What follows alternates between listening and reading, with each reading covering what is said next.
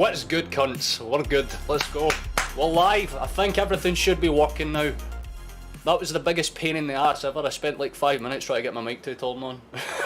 What's good? Hello. How's everyone doing? It's nice to see some people in early this time. What's popping?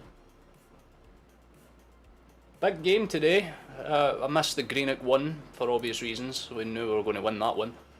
But yeah, 5-0, pretty straightforward. We're going to talk about a few things before this game starts as well, because anyone that watched the game yesterday will probably be a little bit aware of where I'm probably going to go with this. But we're going to run through the lineups first, just to make sure that everything's good and jazzy. You know that the kick-off is in about 10 minutes. For those that are curious, kick-off's at 4 today, so I'll expect some people to kind of come in as the kick-off time gets closer. But Dundee have kind of done a surprising thing. Rather than 5 at the back, they've gone with 3. So that kind of is in itself interesting. Oh, how you doing, Chris? It's been a while, man. Been out of a couple of games. Well, I would have figured as much, but it's nice to see you back, Chief. But we'll run through the lineups very quickly, just so they're out of the way. But we've got Brigitte, Smith, Edwards and McCann. We've got Beckett, Levitt, Sewald and Freeman, Harkis, Middleton and Fletcher. It's weird because I'm presuming Freeman and Beckett are going to be like overlapping wingers and fallbacks, but they're not really playing for the long ball tactic. I mean, I guess they are with Stephen Fletcher. He probably like nod it back towards the two smaller boys, but our team's pretty much business as usual, which I always love to see. Joe Hart starts in net, Greg Taylor, Starfelt, Vickers and Johnston. Obviously, he's been playing pretty good recently. I think he deserves the nod over Juranovic. Our midfield three, relatively unchanged. Aaron Moy, McGregor and Atati. Again, no complaints there. Definitely strong enough to do the job. And the front three, it's very simple as well. Jota, Furahashi and Abada. And to be fair, I like that. There's not really going to be many problems, I don't think. At least not too many to put too much on us, I would say. But obviously, if you've seen the league table, Rangers won yesterday with some pretty iffy refereeing decisions, I'll say that much. But we move. Definitely with 3 at the back, it's probably a 5 at the back and they don't have the ball. Well, that's what I'm trying to figure out, because, I mean, it looks like that, but they're further ahead than the midfielders. It's probably just Google doing its thing, because it always changes when the game actually does kick off, but it's and an ad break now. We've got 10 minutes until the game's live. Usually I go live a bit closer to kick off. I love Alistair Johnston now, who's a class player, seen a bit of him at Montreal. I mean, I knew he was going to be good. Obviously, a lot of people were kind of hyping him up as like a solid kind of backup, but again, Juranovic, because he's left now, I think that kind of made sense to just kind of put him in as like a permanent replacement now, so he's going to have to carry a lot of the weight, and obviously it's kind of disappointing to see Juranovic go for as little as he did, I guess. The terms of that deal still kind of pissed me off. Like £7.5 million for a World Cup, medalist. It's a bit harsh, but then again, Celtic have never really been the masters of transfer business. We usually tend to be on the other side of it. We'll produce all the good players, but we'll never really actually do what's necessary. But we've got a few stream goals. We're kind of trying to get towards 400 subscribers by the end of February, so we're staying on track. What happened to Ralston? I think he's just playing the same role that he did with Juranovic, you know what I mean? Just a solid, safe backup choice, and there is absolutely nothing wrong with that in my opinion, because again, that's the type of player Ralston is. He just kind of comes in, does what's necessary.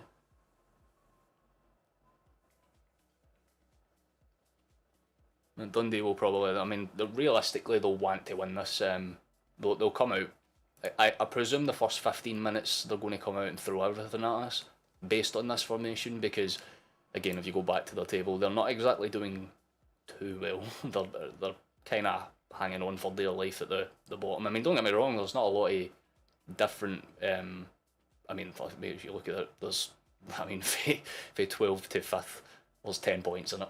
So realistically, it's not completely out of the equation for Dundee to think, oh yeah, no, if we win the day, then we can kind of push forward in Europe, and or at least try and book a European spot at the very least, get into the top, 6 for the split. Juranovic was cheap because his contract was running down. Well, yeah, but he still had a lot of time left on it, you know what I mean? Like a year and a half, 2 years at the very least. But I think it was more of a case of just kind of get him out while the momentum was hot, you know what I mean? Because again, if you're going to bring in players, which Postecoglou apparently is still trying to do after the signing of... oh yeah, that's another thing. If you haven't seen the bench or new boys there, Ohuanyo, which I look forward to if he does get some minutes. I mean, it's a relatively safe bench, nothing again too special. It's the same way with Dundee, their bench has pretty much always been the same. So again, the previous results have been kind of straightforward clean sheet wins for us, 2-0 and well yeah, the last one was 2-0 and then 6-0 before that, if my memory serves me right. But regardless, we'll want to win no matter what, because if we don't, then pressure's kind of going to be on us to kind of win the next few after that. Don't get me wrong, you look at the table, our only defeat is, well, it's came against St Mirren, so realistically I'm not expecting us to lose. The worst I see it going the day is a draw. You see the shit that happened with Juventus. Oh yeah, they're sketchy transfer. They weren't the only club. There was wasn't it like 64 transfers, like 48 of them were Juventus, and like 32 of them were youth players that were like vastly blown out of proportion. That's all I'll say. Yeah, I mean, to be fair, the fact they got away for it for so long is kind of surprising. I mean, look at Osimhen for Napoli. He's been one of their key players, and he was signed on a dodgy transfer fee for Lille, so you have to look at it like that. Gukamak is probably going to be off to Atlanta or Urawa Red Diamonds. I think Atlanta suits him more, mainly because it's still a fairly competitive league. I mean, I'm not saying Japan isn't competitive, but a big man like him in that league, you're guaranteed a tactic already. Punt ball in, he gets header, goal. But to everyone else who's just joined the stream, hello. We're kicking off in 5 minutes for those that are curious. There's one last look at the lineups. I'll leave Celtic's one predominantly in view, the goalkeepers Brigitte for them. But nonetheless, I'm looking forward to this one. Apparently they had the amount of Ronaldo's wages. I think it was a lot more than that. I mean, they pass off a random 17-year-old kid for £10 million, which is just kind of weird. And Inter did a similar thing where they sold a player or what was it, they bought a player for a club and then sold them off for way more, or polar opposite. I don't know what it was, but it was like a mad Ponzi scheme kind of thing to basically just get away with straight out transfer fraud. It's amazing how Italy are just so brash about it, and then they're like, yeah, we'll fine them 15 points, the only team, and then 10 days later it's like, no, actually, you've got Napoli and Inter involved as well, not to mention, the obvious suspects. The one that surprised me was Roma. Roma didn't have anyone involved, which was actually baffling as fuck. But nonetheless. Inter Miami's got Martinez, so he's probably off to Atlanta because they need a striker, but hopefully Inter Miami have a good season because they're one of the teams you want. I mean, call me plastic if you want. Not necessarily. I think Atlanta's got... I know for the World Cup bids and stuff like that Atlanta's going to be one of the stadiums for the World Cup, aren't they? Because of its capacity, it's 70,000 or something. It is a gorgeous stadium. I've seen it before. I know it's something cringe, like the Mercedes-Benz Stadium. It's something like that. But no, it's going to be an interesting one to be fair. If Gukamakis goes there, because at the very least he's still in a fairly competitive league. When you look at players like Lewis Morgan and Patrick Amala, they've went over there and kind of established themselves as at least competitive. They're not the best players in the league by any means, but they can certainly do their job. You know what I mean? Lewis Morgan, he popped off recently in the last 2 seasons. I haven't seen much of the MLS this season. I think they're actually in a break right now or something. I'm not even sure, because I know they kick off in December, which is just baffling. But America, they're just doing all the pre-match thought. Oh yeah, prediction. I never even considered predictions. Although based on this, I like the look of the lineup. It's safe and it's very much a we'll make sure we get the points one way or another kind of lineup. So in my head, I'm thinking 3-1 because we haven't conceded for a while, and that usually means we concede a lot. In one game, we'll just concede 2 or 3. I spot 3 teams: Man United, Celtic, and Inter Miami. And Miami's building a new stadium, so hopefully it's done soon. There you go. Season's starting for MLS at end of February. Well, the case in point, it's just I don't understand that shit. But then again, they have weird. Like I know right now it's like the NBA. Is it like the All-Star break soon? Even though like the break is usually in the middle of a season, but because in our heads the season starts in summer, it's just in my head I'm like, oh, it's Christmas is when they do all that stuff. But apparently not. They're just wacky with their times. I think 4-0. Again, it's a very safe bet. Again, Dundee could be surprise packages. I mean, we've seen it once or two times this season where even though teams have came out and lost like 4 or 5 or, you know, by like 2, 3, 4 goal margins, you kind of still respect them for at least attacking. You know what I mean? It's a more depressing when you like lose. I mean, you look at the St Mirren loss at the start of the season. That's probably the best example of why we've not played like that since, because it was a case of we dominated, let 1 or 2 stupid moments happen, and we lost. And from that point, we've just went, no, do you know what? We're going to kick on. We're going to keep going. We're going to keep fighting out. But yeah, it's going to be fun. But we'll read out the lineups one last time for the new people joining. Thank you for joining on this stream. Yeah, I know you have options. As the game's on Sky, if you're looking for a place to watch it, but you're more than welcome to just sit and listen to me gab on about it as in the background if you're just doing your own thing or working the side. But lineups go as follows for Dundee: Brigitte, Smith, Edwards, and McMahon. Their midfield 4, I guess, or maybe their midfield 2, the back 5 is Freeman, Sibbald, Levitt, and Betch. Their cams, or I guess advanced forwards, would be Harkis and Middleton, and their main man, definitely their advanced forward, good old Stephen Fletcher. Celtic's lineup, very safe, very nice, and I love it. Joe Hart, Greg Taylor, Starfield, Vickers, and Johnston. Our midfield 3 are familiar midfield 3 of Atati, McGregor, and Moy. And our front 3 that has always done very good amounts of damage whenever they've started together: Jota, Furuhashi, and Lila Bada. Very decent, very nice, very good. We take those. The season is normal February, October, November is the playoff time. Then about a 4-month break. Yeah, that's that. But then again, America don't like football as or soccer as they would call it, any more than they do any other sport. Like I know NFL is probably their most popular one. But they're walking out as we stand right now. So give us a wee refresh in a moment or so, because we will be pretty close to kick off. If anyone has any last minute predictions, you're welcome to put them in chat, and if you're right, well done. But if not, you can subscribe. That would help. I'm trying to get 400 by the end of this. By the end of not this month, because that's not happening. There's one stream to do that. But the end of February, basically. Trying to get partnered. So if you could do whatever, pog. But yeah, the reading lineups one last time. We should. If I just give us a quick little refresh.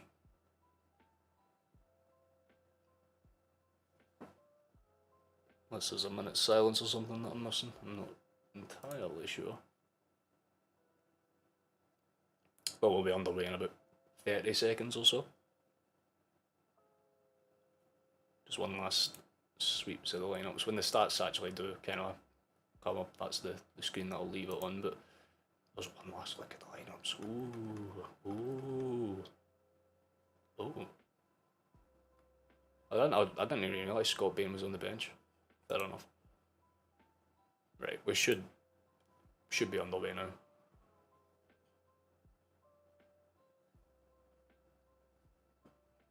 Google is doing everything in their power to say no. It's also McGregor's 400th appearance today. I just noticed that out of the corner of my eye. Fucking hell. He's still a young boy too, you know. You have to give the dude credit. 400 games. You cannot argue with the dude's captaincy now, can you? There we go. Right, I was about to say if it didn't refresh now, because we've pretty much kicked half of my screen as well. We're officially underway here, boys, so I'm going to be turning around slightly so I can see this screen and I can commentate on the game. Like I said, the game is on Sky. If you haven't got a source to watch it, you're more than welcome to stay here and enjoy your time while I lose my mind if we lose, and smile if we win. But there is a lot to play for, realistically. I mean, like I said, if Dundee come out this game and they start playing out the traps and try and close us down very quickly, fair enough. The Dundee keeper started shit, but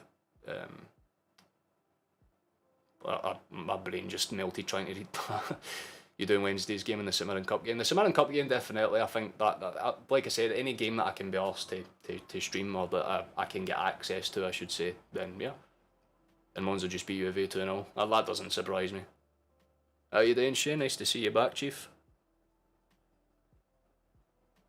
It's nice we've got a little community kind of folding together now, but straight out the gate, Dundee do press that high line. Jota steals the ball away and Atati will pick it. Johnston steps into midfield and does a lovely inside pass to Jota, and he's already trying to split the play. Kyogo's in behind, and right out the gate we nearly score a belter. Jota slips it in beautifully after Atati steals it back, and there was nearly a goal right out the gate. Played into him, and it's a lovely. I've got to actually put your credit where it's due. I think the man gets a block on it. If not, then it's just an unlucky shot. Don't you do Scottish Cup? Oh yeah, no, like the 5-0 win was convincing. I didn't have any complaints with the game at all. But like, again, it wasn't a game that I could have really justified streaming because there's no real tension to it. You know what I mean? It's different in a league game because even if you do win 5-6-0, you're like, at least you're still playing for that, you know, goal difference or whatever. But in a Scottish Cup game when you're 4-0 up, I'm not going to just sit here and aye, this is interesting, innit, boys? But we've got the ball out wide. We'll try and dink it up. Oh, well, never mind, went low. Thought you stopped with the channel. God, no. There's just some games that I'll miss by normal instinct, I guess. Hopefully, don't get scammed by the refs. Does the away end look busy? The away end is packed out as it usually is, mate. In fact, the stadium in general, Tannadice, I'd say, is about maybe 70-80%. Like the Dundee fans have turned out and forced to. You can't fault their effort either. There's a good header up and they'll try and play it in behind, but Celtic will just kind of steal the ball away and Starfelt will gather and go again. Taylor. He's been one of our most consistent players this season. He's been absolutely fucking superb. Atati.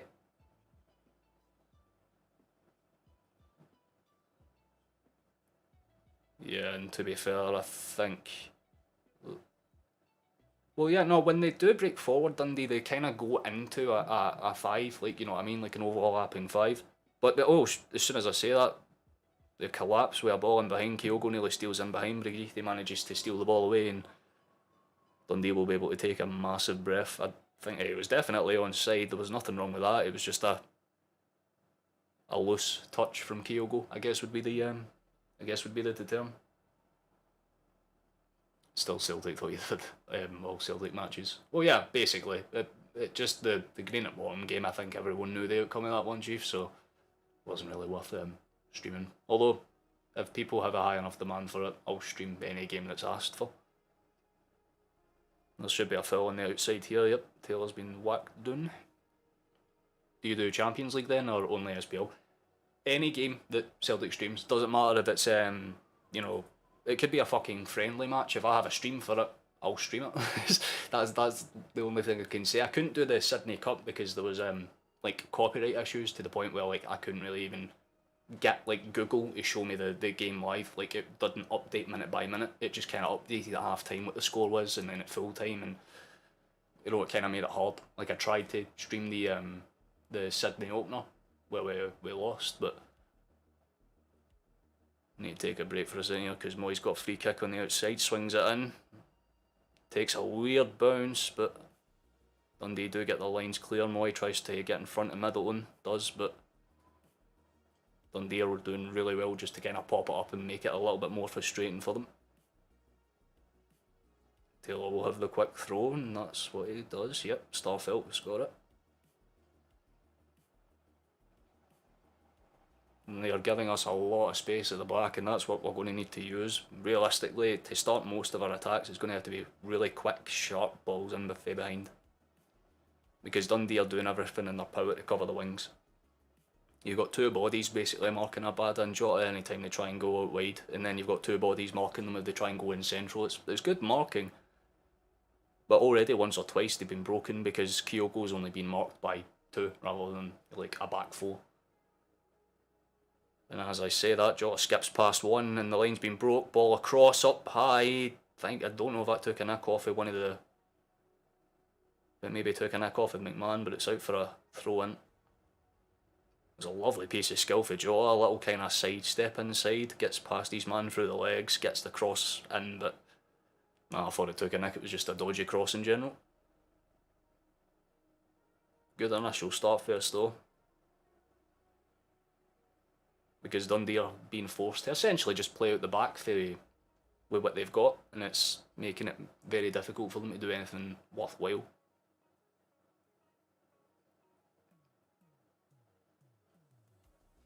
Carter Vickers has. Spreads it to Taylor.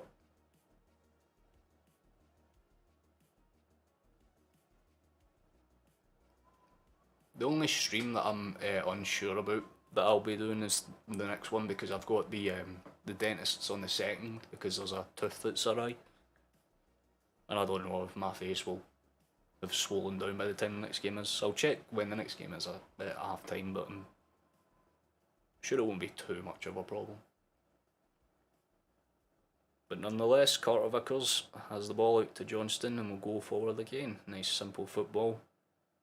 Dundee have really dropped to be more of a compact midfield at this point. They've kind of got 6 bodies cramping that space. Hart will be able to do something with that, I would imagine.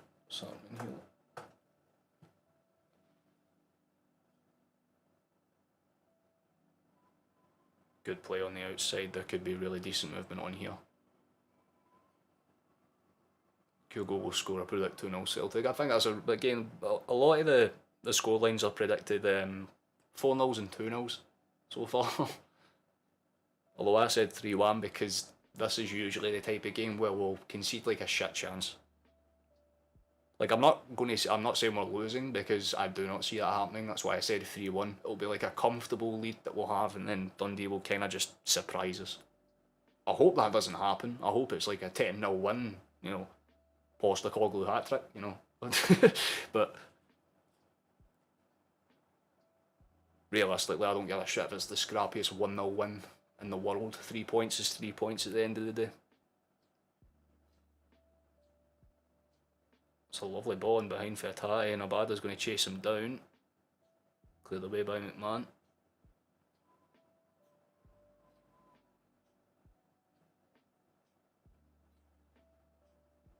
Quick throw, go. Does do the quick throw. Abada's going to try and get in behind, but shook off it really well by the Dundee man. They'll be able to just kind of poke it out.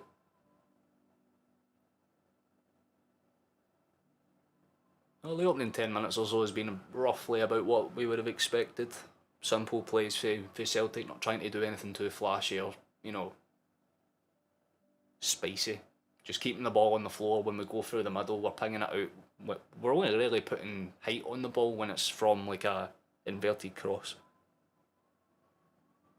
Because more often than not, Jota's skipped inside of his man and Abada's kind of went on the outside. So they're kind of trying to drag the United defenders out of position. But as soon as I say that, I turn around, Dundee do have the ball forward.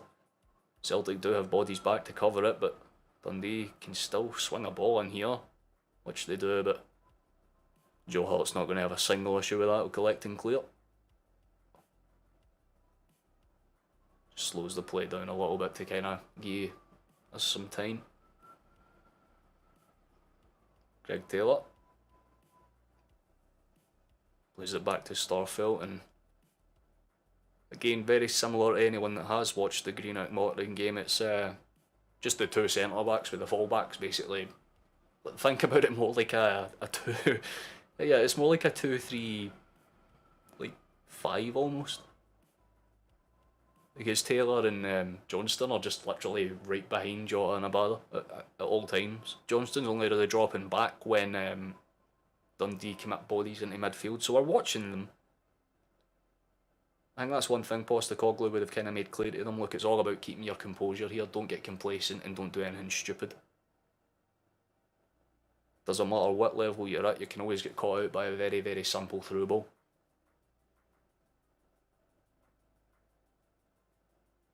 You can be as technically gifted as you want in this game, but we've seen it time and time again. You know, upset victories happen, and you know, Dundee are a team that can do it on occasion. I'm not, again, don't see it happening. Not when they're playing like that. They've just managed to buy a foul, but at least they're having a laugh about it. I'm in a tie, can have a little collision, a little get together, a wee smooch on the floor, if you will. Oh no, I actually mounted them. Alright. Steady on, lads. But this is where Dundee can do a lot of their damage. Set pieces. If they get a good in-swinger here. Is Yukino playing? He's been no bad. I don't think he is. Oh, I just turned around and Hart's got his hand on the ball. I'm pretty sure if I check for you, mate, he's on the bench. Yeah, Kobayashi's on the bench, mate. Same with our new boy and Iwata. So the chances are we're going to see a few of the Japanese boys come on the day and see how they play as a unit. But we just kind of keep them occupied. I mean, that's a good thing about this Celtic lineup, is that the teams are there's a competition for places now. You're not just guaranteed to have a starting 11. You can mix and match them, and no matter what you really like. I mean, we're so used to using the phrase like B team and C team, but that's the thing. Celtic don't really have a B team and a C team. We have like a second squad, but you wouldn't call them B team standard players because they're first team standard players that just play on occasion. You know what I mean? That's what I like about what Postecoglou's built, because it's not an idea of, oh right, I just overspend on pointless players that have potential and see what happens. It's more, I know what I want to buy, I know where they need to be bought from, and I know how I'm going to use them. Because a lot of these players will come in and, like, they won't get game time anywhere near the levels they expected. I mean, you look at players like Iwata, and probably, in fact, Ariguchi would probably be the best example. You know, when he came over, like, Hatate gets started every game, Kyogo's getting started more often than not, you know what I mean? Kobayashi's coming in, he's getting consistent starts now, and chances are we're going to see it from Owen so as well. So it's like, how do you continuously keep fighting for those spots and starting, which is why it's so impressive when you see a player like, you know, Greg Taylor continuously holding down the left back spot when you've got a player of Burnaby's standard that could easily pip anyone else in the SPFL to the left back spot. But because of how good Taylor has been, it kind of makes it hard not to justify picking him every match day, like Callum McGregor, like Hatate, like Johnston. Hopefully he ends improves Schalke, because they would have been woeful at defending. He's a player that I am sad to see go. He's not going to be like a cult legend player for me or anything like that, but I just like the cut of his jib, you know what I mean? Solid player. As I said, Dundee have the ball out wide. That was fucking awful. You see, that's why you're a left back by nature, mate, because when they do break forward there, they get the ball in behind, but instead of kind of playing it low across the face of goal, which would have been the better play there, you just kind of high punch it into over the crossbar. No problems at all for us. Starfelt out wide to Taylor. Good inside movement. My window is screaming again. Gotta love mountain wind. Oh, Dundee have stole the ball back though. They can actually do something with this. And again, that was what they should have done the first time. Low ball across, but Starfelt stabs it clear. Moyes got it, and he'll get it out to Johnston. And here comes the attack. Loose. Very loose first touch. And Johnston just kind of pulls his man back to buy, well, a foul and probably a not a red card, a yellow card, but no yellow card either. Yes. Yeah, it was just a very wild first touch for Johnston that kind of literally took about a third of the pitch with that touch, you know what I mean? Square feet. Dundee do have another set piece opportunity if they want to try and swing it in. This is prime territory to do it. Which they do. Good ball in, headed across, it's up and bouncing around still. It's still in the air. Fletcher's got it. Headed on to the top of the net, by the way. That could have ended it. And that's what I'm saying, the lapse in concentration, that's all it takes. And honestly, for Starfelt, that's not the clearance that you would have expected a man like him to pull off. And Fletcher, after about 4 or 5 bounces of headers and clearances, he does get a really powerful header off, but I think he's just a wee bit too close to goal to kind of arch it over Hart, and it bends over and hits the, well, rolls onto the top of the crossbar, I should say. It's a very unlucky shot. Dundee really had a good opportunity there. That should wake us up a little. I don't mind Jens, but he did take too many touches to pass. Yeah, well, that's why he'll suit the Bundesliga. They're very solid ball players, you know what I mean? Like, if you look at how Dortmund defend, like in the Champions League, they get torn apart because you're not really meant to play like defensively possession-based football.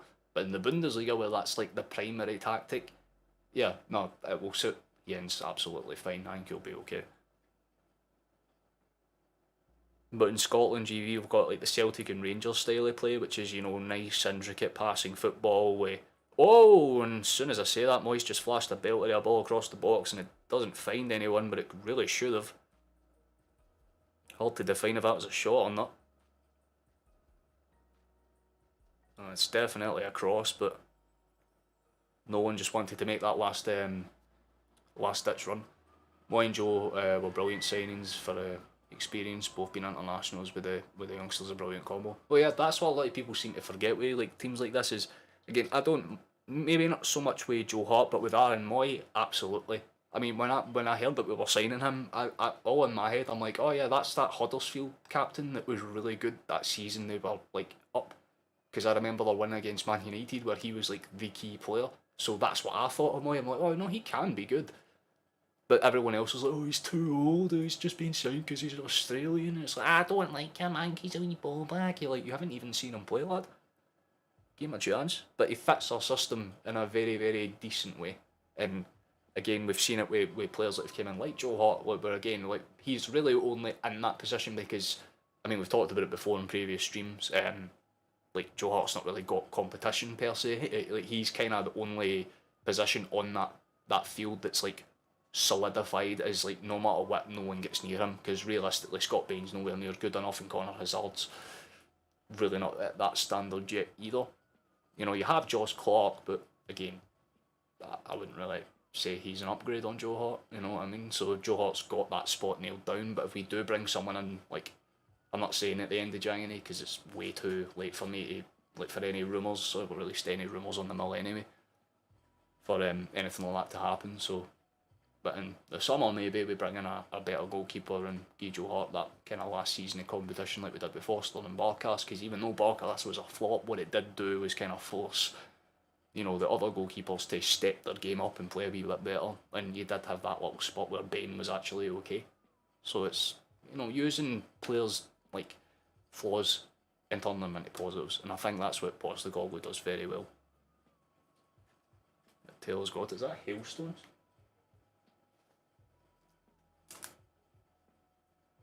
Hailstones outside my window, yes. McGregor's got the ball.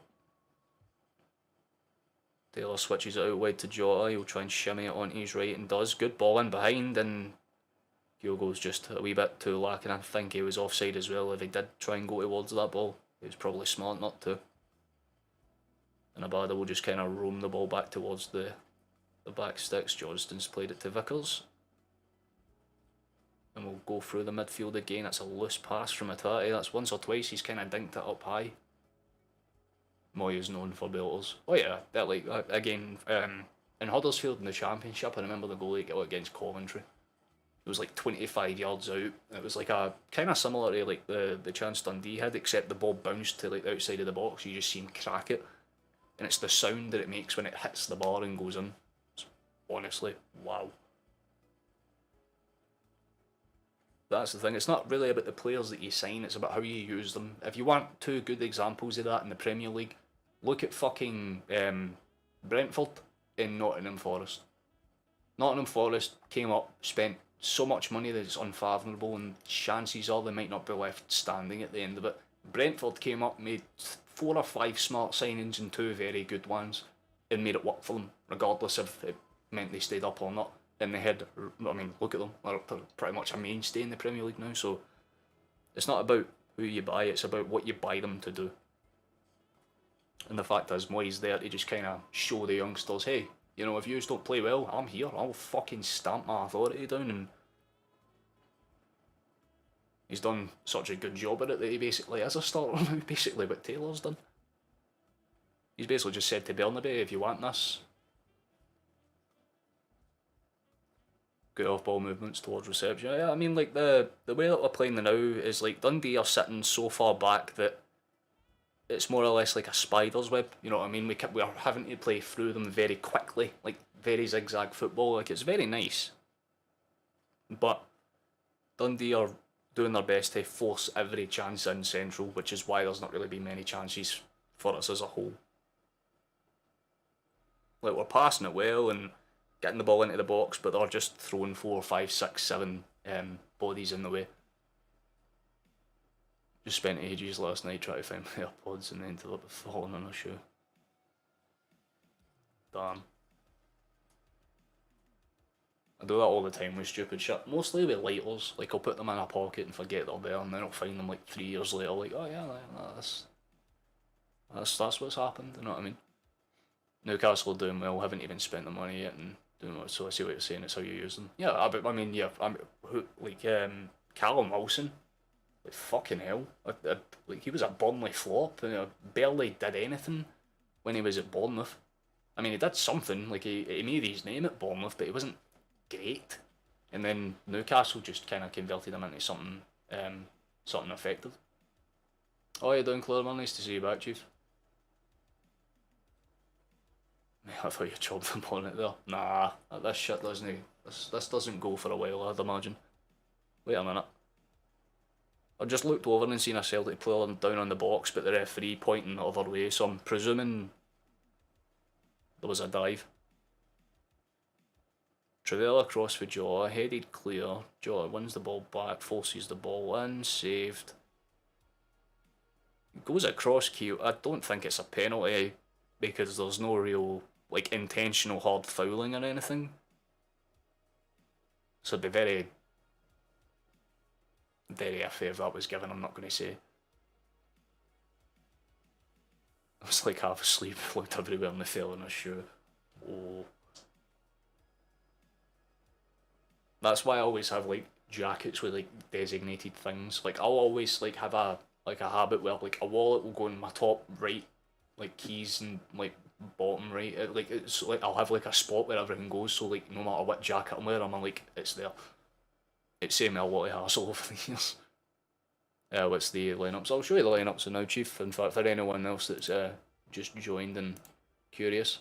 Dundee's lineup is Brigitte, Freeman, Smith, Edwards, McCann and Beckett. Aye, they've gone to 5 at the back now. They've changed their formation to more or less what I was expecting. Harkus, Sibbald and Levitt with Middleton and Fletcher. So Middleton is playing as a setting advance forward now. I knew that's what they were going to do. Really surprised that it took them 20 minutes to do that though. Our lineup is Hart, Vickers, Johnston, Starfelt, Taylor, Hatate, McGregor, Moy, Abada, Furuhashi and good old Jota. Again, a solid first half so far. We've not played bad by any means. We just kind of need to keep them on their toes. Good ball in from McGregor, and there could be something for Taylor. Have a crack. Oh, he didn't. He really should have had a crack there, but Jota's got it. Shifts it, shoots. Just wide of the goal. That's unlucky for him, to be fair. Much more positive first though. We're starting to string chance after chance. There's 2 shots in quick succession.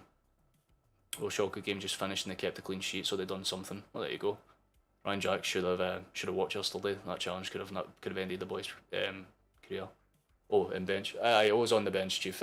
Most of the Japanese lads are as well. Iwata and Kobayashi, as well, and Maeda, of course. But he's a mainstay of the team, so of course we're going to just not even need to mention him because it should be obvious.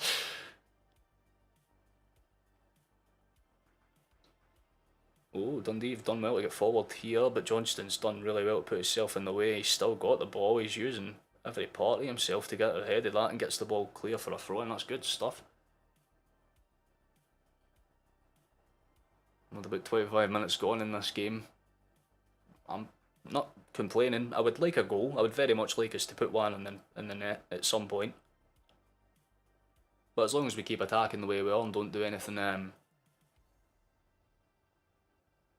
like I said, anything too, like, bold or brash. We should be okay, but I have said that in the past, and then I've seen us concede. Japanese first team mostly on our bench. You genuinely could. I mean, Motherwell signed a Japanese boy. I can't recall because I only seen the picture of it on Twitter. Oh! Attack nearly scored a wonder goal. That was really well worked for us as well. It's lovely play down the wing again. Johnston quick ball in, mimicked and left beautifully by Kyogo, and Atati shifts it onto his left and fires it. And I'll tell you what, by the way, that's a couple of inches right to the post. He puts a little bit less power on that. That's top bins every day of the week. That's so unlucky. Oh. We'll just try to get in the trend. You'll see a lot though. I mean, oh, good play. Hatati's going to continue the chase down. Dundee cleared their lines. Never mind. Hatati somehow managed to put his wee engine into overtime and get to that, and Celtic can break forward here. Aaron Moyes got it. Go on, son. Do something. Good ball. Johnston.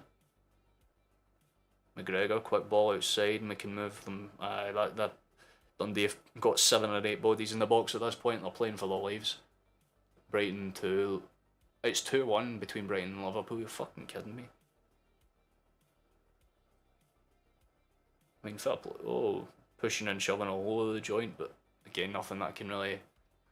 Hearts as well. Well, I mean, Hearts have signed Japanese players in the past, to be fair, have they not?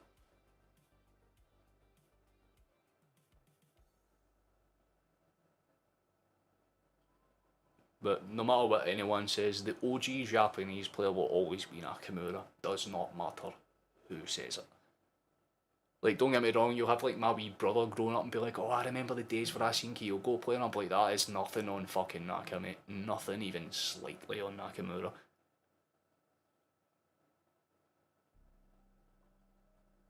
Dundee clear the ball away. And by clear the ball, I mean away, I mean he literally just cleared it. Brighton won. That is insane. I don't think it's a clock past the goal situation. I don't think it's that bad. Brighton are a genuinely good side. But what I will say is that they need to. Yeah, Nakamura will always be the original. Like yeah. See, if anyone remembers that advert where like it was like in a middle of like a Japanese courtyard or like a town centre, but and like he waits for a bus to drive by with its window open, and like 3-4 times in a row he just curls it perfectly in, just to this wee little tiny window that's really no bigger than the ball, and you're like, how the fuck, you know what I mean? Like he could probably beat my ass in like a 1v1 nowadays, you know what I mean? He wouldn't even need to like run, he could just hit it for the other side of the pitch. Crossbar and then. I'll still remember that goal against Rangers, the 2-1 win. That fucking... oh, it's Nakamura! Ah! McGregor fucking swinging at the wind. It was beautiful. Hatati is... that chance that Hatati nearly had was like a Nakamura goal, just like a shimmy flick, beautifully placed, but unfortunately it wasn't good enough, and... oh, go Kyogo! Oh, fuck off! Kyogo's missed! That's so unlucky. Jesus Christ, he did well to get the shot underneath the keeper, but the keeper spread himself well. He kind of had to snapshot at that chance, to be fair to him. It was a quick ball in behind. He just had to kind of steer it towards target, and he did do very well to do so, but again, the gate he holds his leg just a wee bit. Oh, that's so good for the keeper, to be fair. I can't even argue with that. But again, Celtic bare their teeth, and that's what we need to say. He was still playing in the J League till a year or two ago. Yeah, he only retired last year, for what I remember. Nakamura just retired recently. Well, there you go. And the goal against Man United was good. Yeah, both goals against Man United were good. What do you mean? You forget that man did it twice. I mean, no one forget. Like, see when Alex Ferguson calls you one of the greatest free kick takers, you have to just be like, yeah, no, I'm a 100%. Oh, they're showing all our new signings working alongside each other. That's cute. That'll probably be a poster in some like South Korean bedroom somewhere, won't it? Just Hatate, Maeda, like all the Japanese Celtic players all doing this in a corner or something, you know what I mean? We've got about 15 minutes to try and find a breakthrough. If we can get a breakthrough before the end of the first half, everything's good and fine in life. The goal against Man United was something else. That goal against the Monkey Wave was untouchable. Yeah, just for the sheer curl of it. Oh, there's another chance for this ball forward. Go. Taylor's got it on the outside. Come on, shimmy it, lad. Out wide to Moy. We go back. See that Dundee are doing well with that kind of side of the game. Kyogo does beautiful, skillful goals. He does need to wake up a bit, but like a second half kind of player, to be honest. Yeah, he's a player that like when everyone else's engine starts to burn out, he'll just kick into overdrive. Maeda's the polar opposite. If you just put him on the field, he's like a wind-up toy, you know what I mean? You just sit him down and he goes until he can't anymore, which is like, again, perfect because like Kyogo and Maeda are like two polar opposite players that benefit each other in a substitute kind of situation. Because Maeda will come on, it won't be for Kyogo. Chances are it'll be for like a badder Jota if like he starts to tire out. Jota's been our best player in terms of creativity today, I would say. And Nakamura retired in the second division in Japan. Guy's a legend. I'll always remember him playing. Like the goal against Kilmarnock, that title winning goal. Honestly.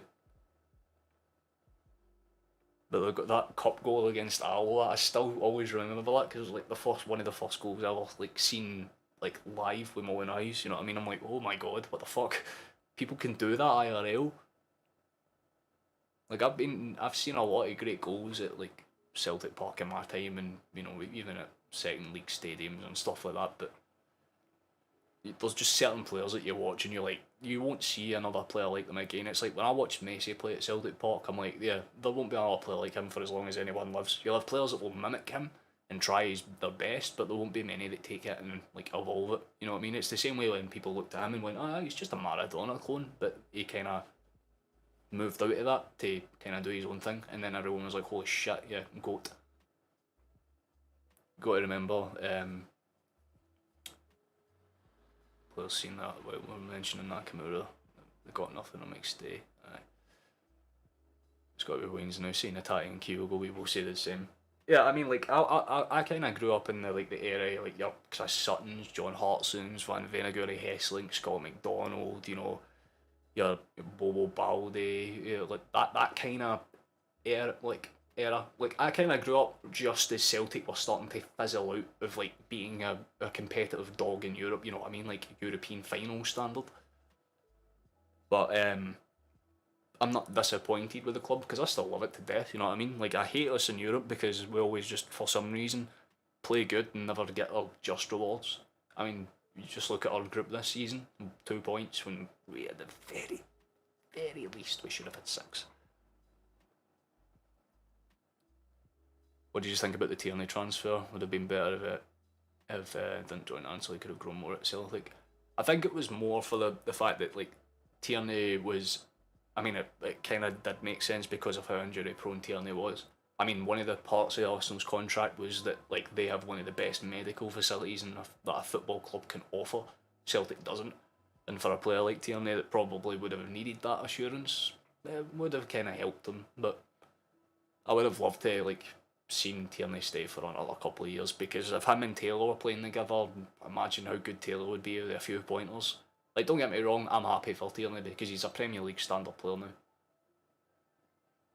Yeah, and I was about to make that point. You've made it spot on, Virtual. It's Tierney wouldn't have stayed in Scotland anyway because it wasn't just Arsenal that were interested. You had Sevilla were interested as well, weren't they? And there was a team in Italy. I can't mind if it was Napoli or whoever it was, but there was like a few clubs that were interested in Tierney, but Tierney wanted to stay obviously within British shores, so Arsenal was the logical choice, plus fat fucking wages. Jaw's got the ball out wide here, go. Shamid again, better. That one was on target. That is much more better. Like, we just need to score now. We've done everything pretty much at this point except score. I do want to take a moment and plug that little thing that you see in the bottom corner there, how it says subscribe. You should do that because I'm trying to hit partnered. I want 400 by the end of February so I can keep my goal up. And basically 100 a month at that point would get me partnered. So if you could take a second. If not, you can always like the stream. Oh, Celtic do break forward actually. Hold on, why would you chip that, you fool? Ball's dancing around in the box, and eventually the six-man wall of Dundee managed to poke it clear. It would have been terrible for his career because it would have been an early retirement. He was getting kicked. He was getting kicked to shut up, so he had to go. Basically, yeah, you nailed it spot on. Scotland's good if you're looking to make your name, or if you're looking to kind of play deliberately physical football. But Tierney's a very fluent type of player, you know what I mean? He needs to kind of work with passes, and he's a very tiki-taka based kind of player. Oh, Hatate. Ball across, deflected out wide for a corner. There's a lot more urgency to this. But I would love to have Tierney, so I should say Tierney at Celtic Park for a Legends game at some point, you know what I mean? Unless he's got a chance to swing something in here. If we want to do something, now would probably be the time. Good in swinger, it's up high, it's deflected out by the Dundee boys though. Again, very well defended. Just kind of half sliced by Taylor, and there's a Dundee player that's down, holding his ribs. I think he may have got shunted.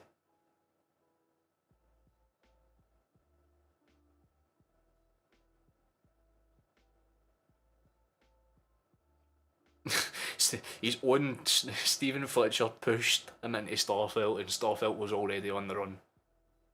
He's technical, and his technicality was wasted up here. It wasn't wasted. It was certainly not wasted, but there were clubs that could make more use out of it, and Arsenal were one of those clubs. Don't get me wrong, it's a bit shit to see him being like a bench player to Zinchenko, but you have to look at it like Zinchenko's a literal world-class quality player that's won multiple Premier League titles, so you have to be like, fair enough, actually. But if you were to say me, or would you take Tierney back for a season, but Taylor never plays well again, I'd be like, no, because I like Taylor, and I like that he's kind of got that hustle dog kind of story about him, where he's just kind of like, do you know what, nah, I might be getting into like my mid-20s, and people might not like me for how I play, but the last 2 seasons, he has blossomed into something very, very good. Like, there's actual consistent technical ability in this Celtic team now, and we've seen it. I mean, the chances have came fucking fast, but it's just that finishing edge. Again, if we took our chances, we'd be about 3-4-0 to the good right now.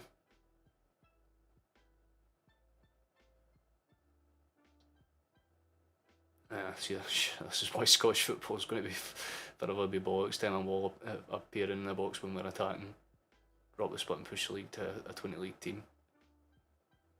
Or a 20 team league. Well, again, I think the only really fair way to kind of do it is obviously if you like the lower leagues, an easier promotion system, and kind of instead of having one team get relegated for the top flight, it's like 3 or 2 get relegated, and then the third for the bottom goes to the relegation playoff spot or something like that. And in turn, that gives all the lower league teams a chance to get promoted, therefore there's more reason to fight for promotion, therefore the games are better, therefore that people want to go and watch the games, therefore the games make more money, therefore the league makes more money, therefore it's a very, very efficient thing. That's why the FA in England's so well known, because they literally have fucking FA trophies that still have Wembley half sellout. They do that in this league, we should be fine, but I don't see it happening because most of the investment comes for the major teams like Aberdeen and Celtic and Rangers and Hibs and Hearts. The only outside of that kind of bracket team that you would say is kind of hanging in there is Motherwell. Maybe Livingston. I don't like seeing top Celtic scores go to the Prem and be benched most of the time. Goalkeepers as well, it's a disrespect to Celtic and all the SPF players that are just as good. But yeah, that's what a lot of people see this league as. The bluntness of it is I watch enough of this league to be I know what I'm getting, I know that it's good, I know that there's a decent standard, when both teams fight.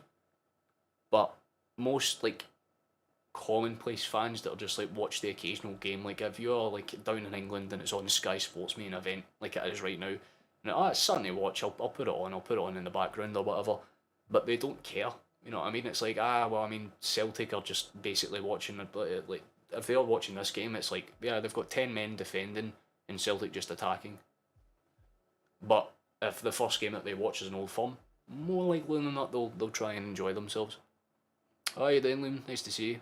That's an idea, but doing what in a 12-team league means that, well, we're going to end up playing 600 stadiums against fucking Cowdenbeath. But yeah, that's a trade-off. But again, remember that there was a point where Hamilton were in the top flight and half of their like stadium didn't exist. It was just billboards and their pitch was plastic. I mean, Livingston have a plastic pitch right now. Albion Rovers, my local team, has a better fucking stadium than most like championship stadiums. But that's just because it's on an old ground. We do have 5 minutes left in this game. Abada's got the ball, shimmies it out wide, and that's another good shot, but again... Oh, that is really close, to be fair. It's just shown the replay there. Abada kind of got the ball from a really good pass on the outside of the wing. He kind of shifts it in on his left and curls it, and again, very similar to Hatate's chance. It just kind of curls around the post, doesn't quite find the net. We need to score. We really need to score a goal at some point. I don't want to get to like the 60th or 70th minute and be sitting here saying the same shit, you know what I mean? I'd ideally like to see us get one.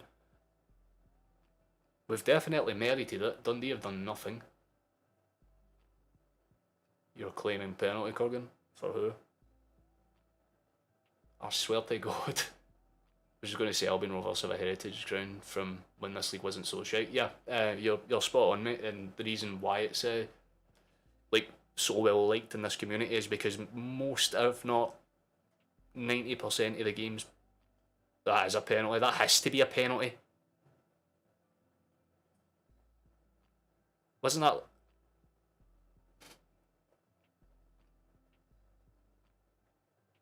Again, I am a bit a minute behind on the stream, so bear with me, but that looked like there was a handball.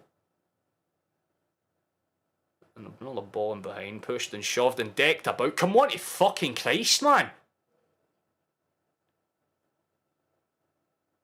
Does someone need a gun pulled on them for us to get a penalty? Like, actually. The first one was enough of a call in itself. It took Kyogo to get human sandwiched for that to be given. He gets punched in the back of the head in the middle of the air, and there was a solid 3 seconds where the referee was staring at it, debating. It was about as instantaneous as a penalty you can get, and he actually took a moment. Oh, they're going to claim offside, aren't they? They're trying to claim offside.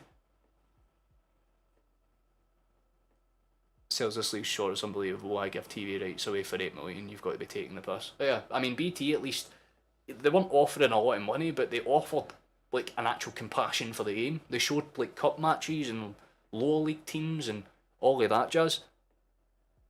See, after the shit that I seen yesterday with how Rangers managed to cheese their victories, I swear to fucking God, if they find a way to cheese this, I am done. Celtic are a second half team, trust me, we'll come out and boom, have faith. And they think they'll figure it out. And we'll surprise them. Anything they can not do to give us a penalty. If they have found a way to not give us that, by the way, all I'm saying is yesterday's game just gets that much more funny.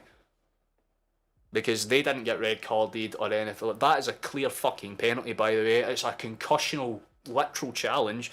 He's in the air, gets punted in the back of the head with a ball. And let me guess, because a fabric of cloth has been spotted offside. I swear to fucking God if they have done this.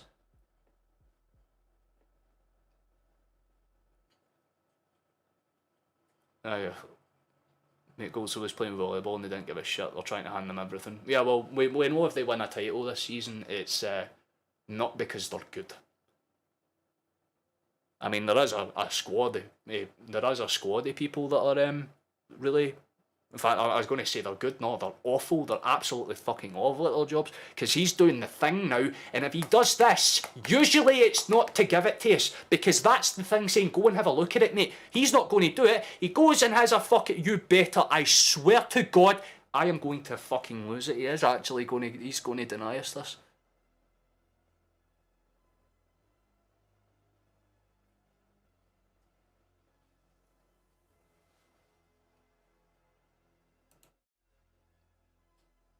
The SFA are not corrupt in any way. They are not corrupt in any way at all. They are absolutely 100% the best SFA. Like, they are actually insane. That a punch to the back of the head whilst being sandwiched. No pen. And Postecoglou's reaction says it all, to be honest with you, man. He just shakes his head in laughter, because that is literally, what can you do when a clear and obvious penalty is just straight up fucking flashed out the pan for nothing? There has to be a fucking, there has to be something wrong with him, actually. He wasn't offside. They're trying to, there's no offside lines, by the way. It's not an offside call. So what they are trying to say is that Kyogo somehow fouled the goalkeeper when the goalkeeper punched him in the back of the head. That's the claim. So because the fucking Dundee goalkeeper hit the ground, oh, poor me, I just punched the guy. Somehow he's bluffed that. That is insane. I am actually fucking staggered. I made a joke before I started streaming with my pals. Oh, there'll probably be some mad VAR that says, you know, fucking excellent. Absolutely just tremendous. I need to get my phone, because I know if I go onto Twitter, what is going to be said and seen is... My goodness. It's to the point where I'm not even right in the mood to get pissed off anymore. It's just frustrating. It's just genuinely fucking frustrating. It's like, no matter what we do, I literally said, oh, we need to get a gun pulled out on us and shot. I'm actually convinced that's what we do need now. We absolutely need that. The rest of like, this, honestly, they need to figure it the fuck out, because again, if Rangers is, like, they're getting fucking every call go their favour, and then they're going, oh, you're just paranoid. You cannot say that as paranoia. He literally gets UFC'd in the middle of the box, then they pull it back for offside initially, but then gets found out that it's not offside, so they then pull it back for fucking Brigetti hitting the deck. But when you watch the replay, all the goalkeeper does is punch Kyogo, realise he's punched Kyogo, and then fall over. He landed weird. It is fucking staggering the amount of shit that this league actually tries to put us through. And what's funny is that we will still somehow win this game. And still somehow be 9 points clear. Even though realistically, right, we should be fucking... But like I said, there will come a day where we lose to a decision like that, and that's when the SFA will have the hammer brought down on them. Because for some fucking reason, we only ever retaliate when it doesn't completely screw us over. You thought things would improve after the Rangers game? Well, fuck me. We're half time now. That is half time. We're officially halfway through the game. I cannot... What can you say, man? What can you say? Andrew Walker, there's no official inquiry. The entire FA in Scotland needs investigated. It's a cup final. Yeah, genuinely, the cup final terrifies me now. Because that is every referee. Literally, in the top flight, every referee has made a fucking horrifically bad decision now against us. I could understand it if it was offside, like they were initially checking it for. Because I thought it looked slightly off, but no, it wasn't. It was perfectly on. So then they scrambled to find any given fucking reason not to give us it. Even if we missed the penalty, it's the fucking point of principle. Like every other team except Rangers are getting absolutely hammered by the SFA's decision-making system. It is fucking stupid. How are you supposed to justify that? They're showing the replay right now, and even the fucking analysts are going, that should have been a penalty.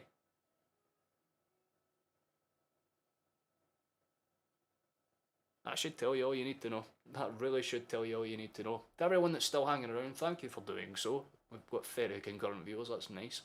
Anyone that's new, please subscribe. I am suffering. I am suffering bad. I mean, look at my face and tell me that I'm not.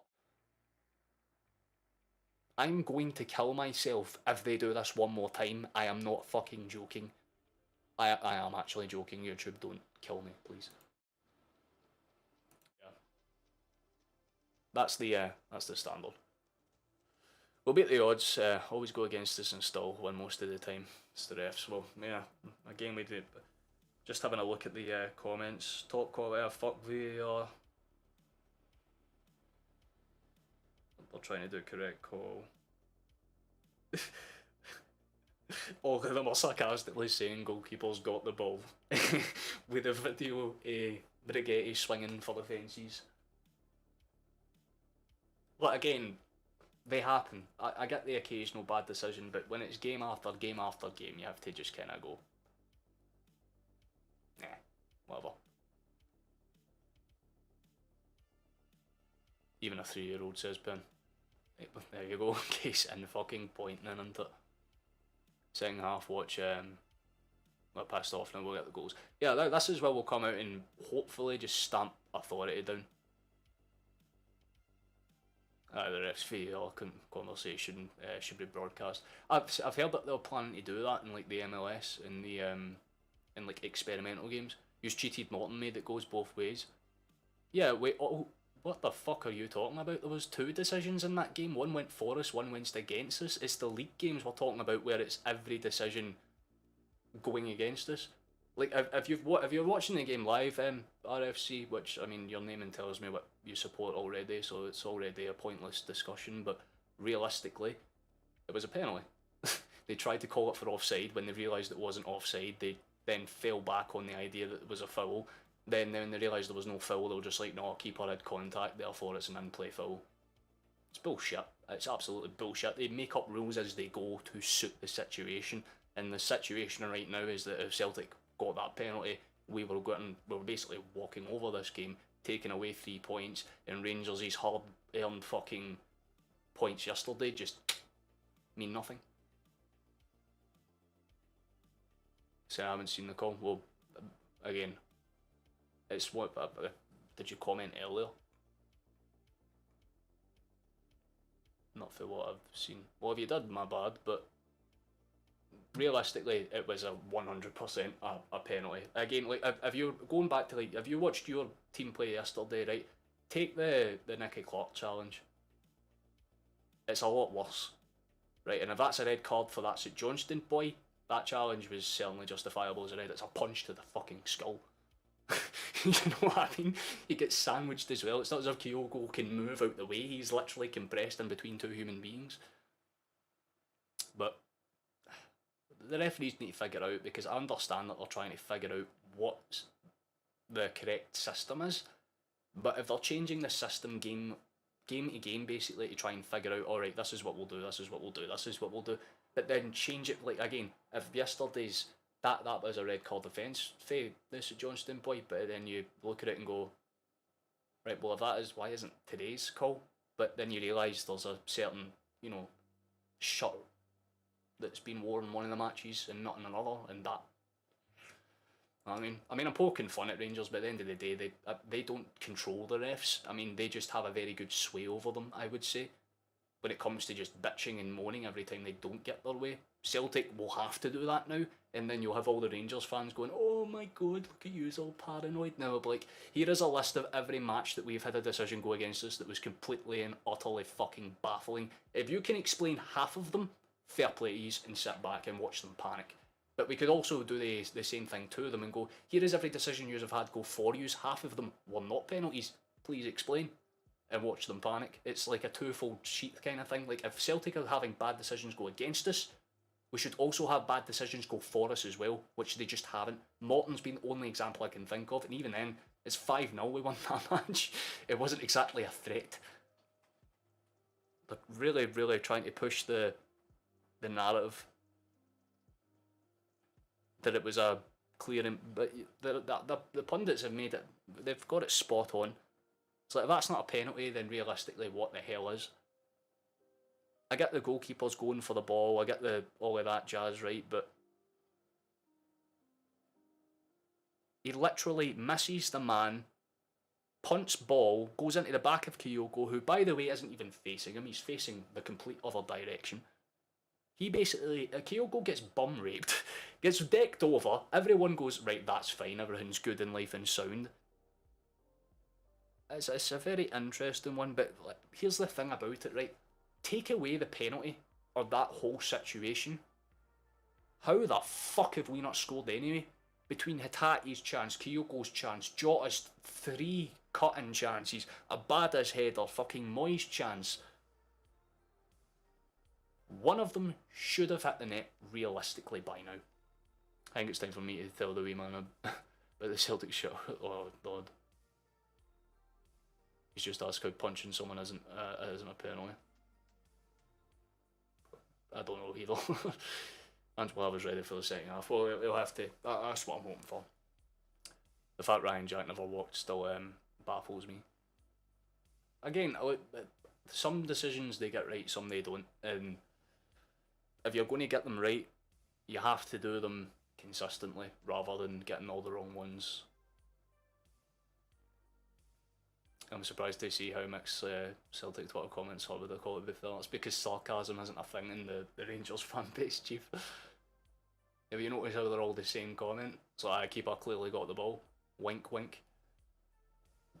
That's how common if literally you go into any Celtic game where we've had a decision go against us, and every one of those tweets has a sarcastic catalogue of the same comment, like, oh yeah, no, that was totally the correct decision. Nice one, good one, SFA. It's fun.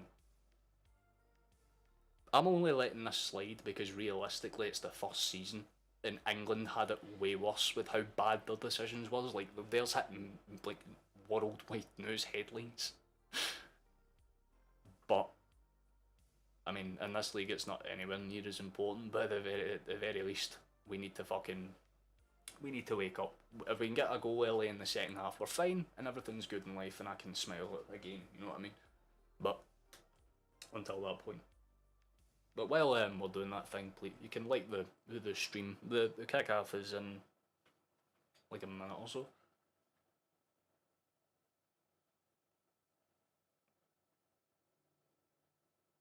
I'm just checking the stream on my phone to make sure that the quality is still holding up, so.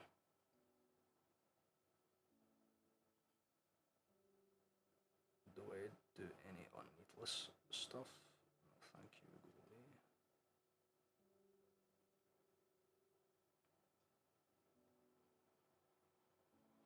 away. Decento, right. Oh, well, 25 away for 400, that's cool. All bits of progress here and there. Oh, for a goal. That would be nice if he came off the bench to endear himself like that. But I'm not really sure what changes we would even really make, because none of them have played bad. I mean, if you look at their stats, it tells you everything you need to know. Dundee have done nothing. Nothing of note. But that's because of their formation. They basically realised after the first 10 minutes, we're not going to be able to match them in speed. Boom, straight into the 5 at the back formation. But what we need to do is break that fucking 3, because every time the ball comes in, we're letting them get easy defend, like basically give them time to get into position to defend, I should say. But that, easily the most iffy decision of the game today, man. I mean, I'm not surprised, but I am surprised, you know what I mean?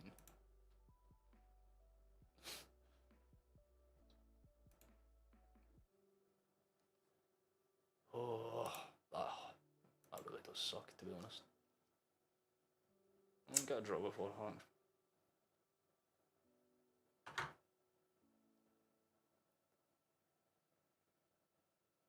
Yeah, I should say, by the way, if you've got your account on public, I think, for your notifications, if you subscribe, a little animation thing will play for you.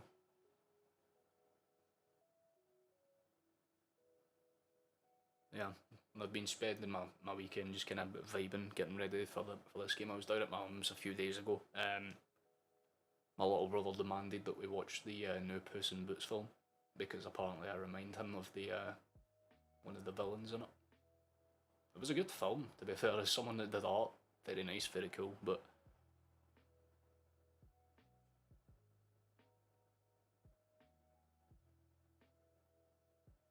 we won't be too long until we're back underway. So we'll go back onto this screen. We'll give you one last look at the lineups before going to the second game, or second half of the game, I should say.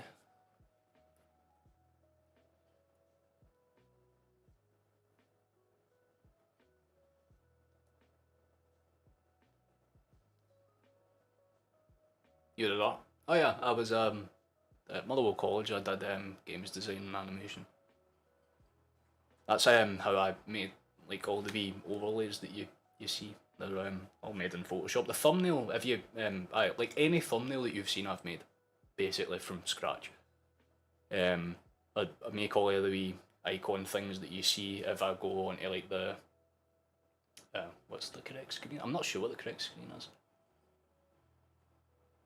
Oh, I didn't even put the new screen on. Fuck, I didn't even realise. I had the new screen for when I went to go for pisses and things like that, but it was like a small animation where I'm just kind of sitting there. But yeah, I did mostly like art stuff, like concept art. If anyone knows what that is, basically the stuff that they do when they're like designing a world and figuring out how it should look and all that jazz. Because I'm very good at designing environments. That's my my strength.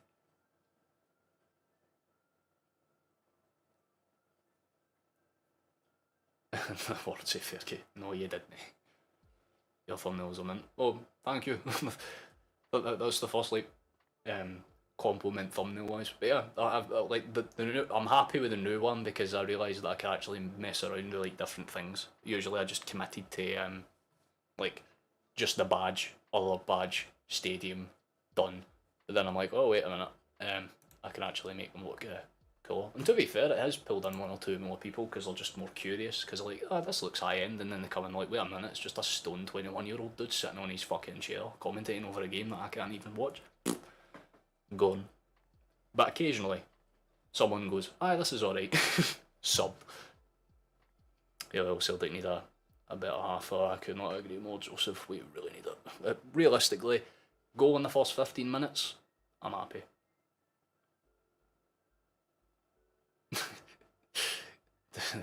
Kind of the sign that's not got a corrupt ref. I'll tell you what, if I ever did design a fucking game, if I ever did the Scottish League, I would just see for like an Easter egg, just have like a slider for the referees, but it's just IQ level. And you just put it up to max and it's still like the lowest. You know what I mean? How is getting a job with that qualification, because obviously video games are popular, but it seems like a hard industry to get into. You basically hit the nail on the head. Like, unless you are very skilled, like if you're like a Twitter artist or something like that and your work gets seen, then yeah, you have a chance. But the work experience I did, I worked in Malta for a month at like one of the universities. I worked as like a developer. Basically all I did was test things. In like basically whenever you would render a scene, basically you would plop your little kind of camera view. So you had like, it was called an index view. You'd place it in the middle and then you could kind of roam around this little kind of pre-built room that was made by like the actual like people that design games. Are like, this is how you do it, and then you would try and make your own near the end of the course. Mine was okay. I mean, I had flowing water. I had like water physics and all that shit working actually okay, but I did not understand fire. Even to this day, any fire physics in a game engine genuinely impresses me because I have no idea how it works. Like, you could literally explain it to me to my face and I'd go, no idea, mate. Fair play though. I was getting a job with that. Oh, sorry, I just read that one, mate. There's a power of jobs all over jobs. So it's all looking for someone with design qualifications. Well, yeah, that is, but at the same time, it's not really something I'm not fussed by. I have the qualifications. I just don't. Again, a lot of people have qualifications they don't necessarily use. I use them for everyday skills. You know what I mean? Like whenever I do, like I said, whenever I draw stuff for my pals or make thumbnails or make little stream things or whatever, they're just handy to have in the background. But we've already started. There was a chance for us already. That was straight for kick-off. It's another one of those Jota wind-ups where he kind of walks in, hits it hard and just doesn't quite find the net. We can go back onto the screen. Need Maeda on.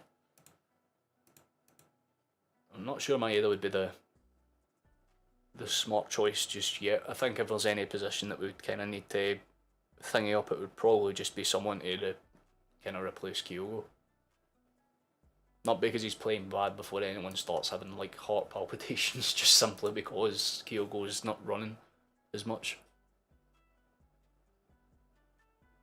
But then again, if worst comes to worst, we can always just kind of bring a bad off. And again, because Jota's been too involved to take off as it stands, he's been very good, so he's been our key player. Wouldn't really want to see him leave.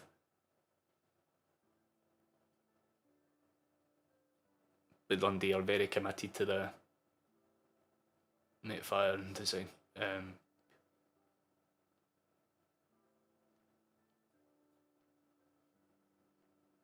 Yeah, but it's two totally different properties. Like water is liquid, fire is like a gas, if you will.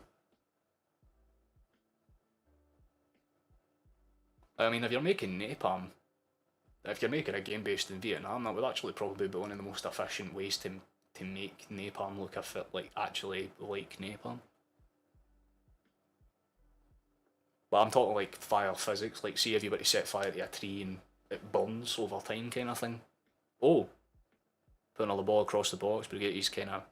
I need to stop talking about game design things, because this is a sports stream, and we do not talk about things like that while football be played. After the game, by all means, you can ask me whatever you want, but this is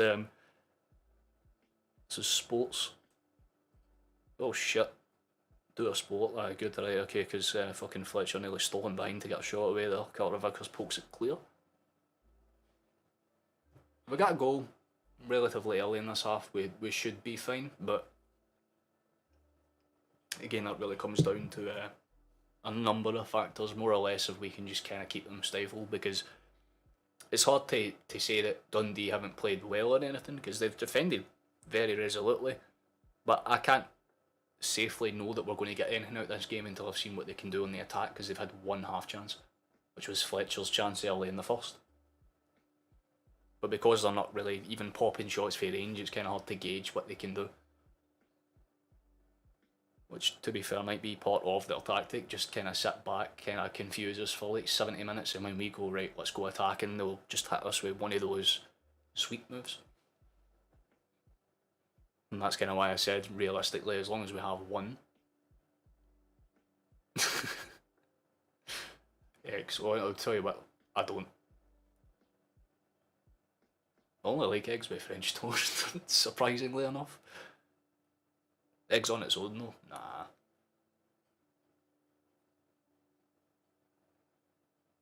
I think Moyes stayed down. Nah, he's getting on his feet, good. I was about to say if he was going to stay down there, my heart was going to start racing a wee bit faster. Because it did look like a... because he goes to like slide in on Fletcher's challenge and he kind of like steps back off of it and kind of folds on his boot, almost as a... well, good header clear for Johnston, but Dundee have a throw in. I never expected to be this nervous for every game we play. Like, Mariners won't kick in realistically until either they have a like undeniably good chance, or until they score, basically. I'm always nervous, but not to this extent when VAR's against us. Yeah, because that's the thing, even if we score, there's always that chance that they just kind of do that motion, and once they do that, every time I've seen the referees do that, from a Celtic point of view, It's never really been good. What I would like to see is just a little bit more stability, and we can kind of just keep ourselves kind of basic and like principled, because as long as we just kind of stifle them. Oh, people are saying goal when there is a good attack on here. Oh, there's a really good attack on here. Go! Finish it. Still on the outside, play in, play in, play in. Ah, yes! There we go! We've got one! And exactly like I hoped, exactly like I hoped. Where is Zoomy screen? Give me Zoomy screen. Boys! We got one.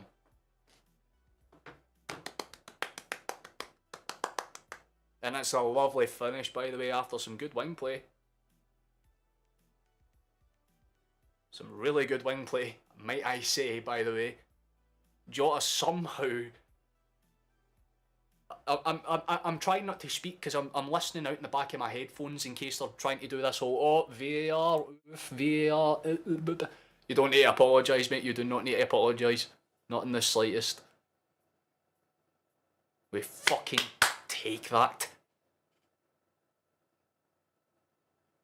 And again, it stems from Moy getting down on the wing. Why is he there? No one knows. But I fucking love the fact that he is, because it is a inch perfect delivery. Jota times, he's definitely not offside. Times he's run absolutely spot on, gets to the back stick, and I tell you what, it's a very good header to redirect that back. Because the ball's going behind, like, literally, the post is here, and Jota, like, as he's going past the line, kind of nods it into that tiny wee gap. That is a fucking... That is an even better finish than it looked. Lovely stuff. We've got one on the board, boys. Yes. Need to be this nervous when we're playing against 11 defenders, the SFA, the Scottish Referees Association, and the man came up. I know. They've got the FBI, the CIA, the fucking blockbuster again. We've got the entire world against us, and we're still winning up. Boy, what a fucking signing, my absolute terrific bit of business. You, again, he was the one signing I said from the day he was signed, he will be good. But to get out on the right wing and hit a cross like that, don't get me wrong, I don't think that's what he was intending. I think he was just hoping to get it in, but I mean, again, Jota just fucking superb header. They're showing the quick replay it now. That I'm genuinely curious as to how the fuck he threaded that needle. Doesn't matter, because I am a happy boy. Yes. There is joy in my bones again. As long as we don't immediately concede afterwards, we should realistically be good. We're kind of just need to play simple now. Forward we go. Carter. Moy. Nice. Johnston out wide to Abada. And there's a lot of bodies in the box here now. Celtic overload it. Jota's gone in behind. He's... Oh, that's... Come on! Please, for the love of God. Please, for the love of God. Please, for the love of God. Please, for the love of God. That looked like handball. Everyone stopped in their tracks because even the Dundee players looked like that. Got the ball out wide again, though. Atati. Maybe they're looking at it once. Oh, deflected. Go. Play it across. Deflected out. Oh, that's so piss poor. Oh, he's pretty right. Okay, they are going to VAR. It looked like handball for the initial thing because he. Right, if they don't give this, I will slit my wrists. Right, I am telling you now. He fucking popped the ball up. I've seen volleyball players like what are they called? Setters. Put less fucking contact on the ball. We should be good. Right, he's doing the point. Yes, okay, it's a penalty. I thought he was going to do that motion. I was about to scream. We actually have a penalty.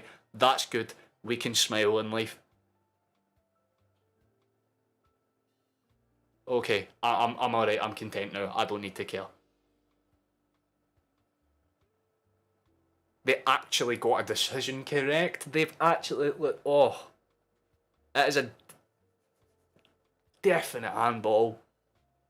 I think they were only checking it in case he was outside of the box, because in fairness, half of his body was inside, half of it's out. But you cannot argue with that. And we'll step up and surely this goes in.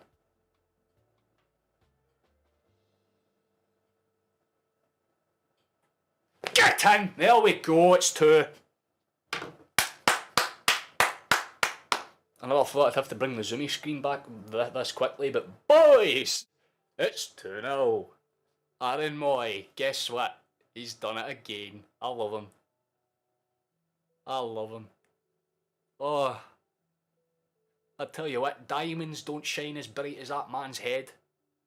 And they're nowhere near as valuable. He is fucking priceless. Let's go.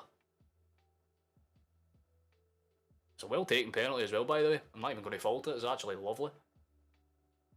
Sends the keeper the wrong way, makes it simple. You can't really argue with it. Very nice, very clean, very simple. And we've got 2. I said we needed 1 in the first 15 minutes. Exceeded our expectation. I don't know who said it earlier on, but whoever said that Postecoglou will tell them to come out and give them hellfire, you were spot on. 2 goals inside 13 minutes. To basically say to Dundee, yeah mate, you're done. And these bastards. I won't read the whole comment, but I am fully on your board. And I love how that word's censored. We love that. Just boys, I'm gonna have to just for life is good again. What makes me so happy though is the goal difference. Like, we're potting off, man. It's not even a contest anymore. The referees have tried so hard, but I mean, look, again, this is more like the Rangers game yesterday now, where they've got a decision wrong and they've got a decision right. But VAR is meant to be a thing that gets 100% of decisions correct, so it's nice to see them get something spot on. But realistically, I think we've earned that, to be honest. Like, we just need to play simple, play safe, don't do anything fucking stupid, don't give them a route back into the game. And again, we're fine. Even if they do score, they have done very little to suggest they're going to get back in it realistically, unless they start throwing bodies forward, which, I mean, if I go and look at that, again, I need to continuously go off stream up to see this. They haven't changed their formation, so realistically I think the game's done, unless, like, again, they start to throw Begic and Freeman forward. Otherwise, realistically, they're just going to continuously get overlapped time and time again, and it's going to be very easy for us to exploit. Because that's 2 times this. Oh, that's actually a really good defence for them, to be fair. Man's tried to position himself in the way of that. It's deflected about, and Dundee eventually do clear their lines. Fletcher leaves it for Middleton.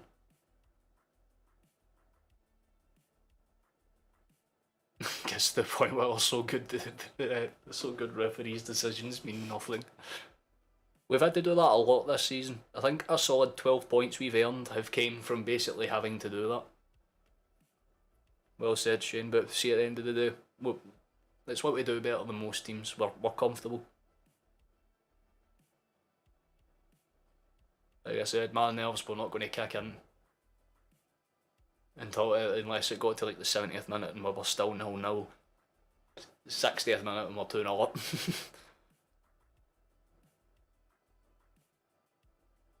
So anyone that's got a 2-0 or a 4-0 prediction, well done. My 3-1's still on, but Dundee have put nowhere near as much threat as I thought they would have. I mean, everyone knows that Dundee can be dangerous, and it's surprising to see them play with as little, I guess, bite to them. The man get on washing on tracks in pain, right? Be screaming for VAR to be removed tonight. Don't think they can. I mean, if you go onto Twitter and any one of them are like, oh my god, what the fuck was this given for? Just reply with the other decision that they gave the day, and you've won. Well, they're going to bring on Jamie McGrath. Harkis is off for Dundee. They're probably going to try and push him more centrally and kind of force the the issue down the middle of the field. Record as Celtic manager. He's actually got a really good record, to be fair. 60 games, 49 wins. 4 defeats in that time. You can't say that's a bad record for any fucking manager, let alone one of the top clubs in Scotland. Dundee will chase this loose ball down, but Begic won't really be able to do much with it. Johnston will be able to gather and go again. I said 2-0, want more though. Well, I mean, we just kind of want to stamp our authority now. Like, don't get me wrong, 2-0 is a nice scoreline, it's good for the soul, but you want to know it's better for the soul? 5-0.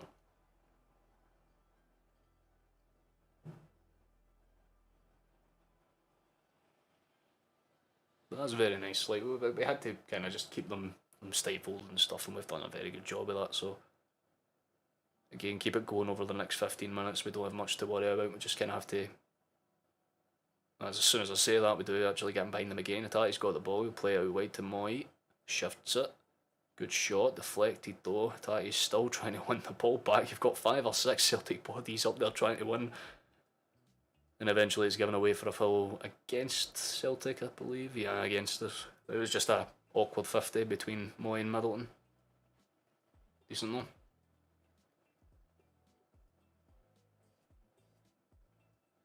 So I thank anyone that's tuned in as well, by the way. Usually streams that are kind of easily accessible for people in the UK or whatever. Then you know, not many people kind of jump in and say hello. So it's nice. It's nice to see people jump in and say hi. It's nice. 3 managers in 2030. The chances are, I mean, I don't like Beale at all. I thought I didn't have an opinion on him until he started talking shit on us for no reason. Where like, Ange just spent money. It's like, yeah, that's money that we actually had, that we've earned through competition winnings, because that's what you're made to do as a football club. They're just pissed off because our investment tactics worked out fantastically and theirs backfired in a way they've never probably expected. I mean, half of their signings in January at the start of the season don't even matter now. And I think maybe besides Ideguchi, there hasn't been any bad signings for us. And I don't even say Ideguchi is bad. I'm just saying, like, in terms of calibre of player, he's just not good enough for the Celtic lineup. Especially with the new boys coming in, like Kobayashi and obviously O as well.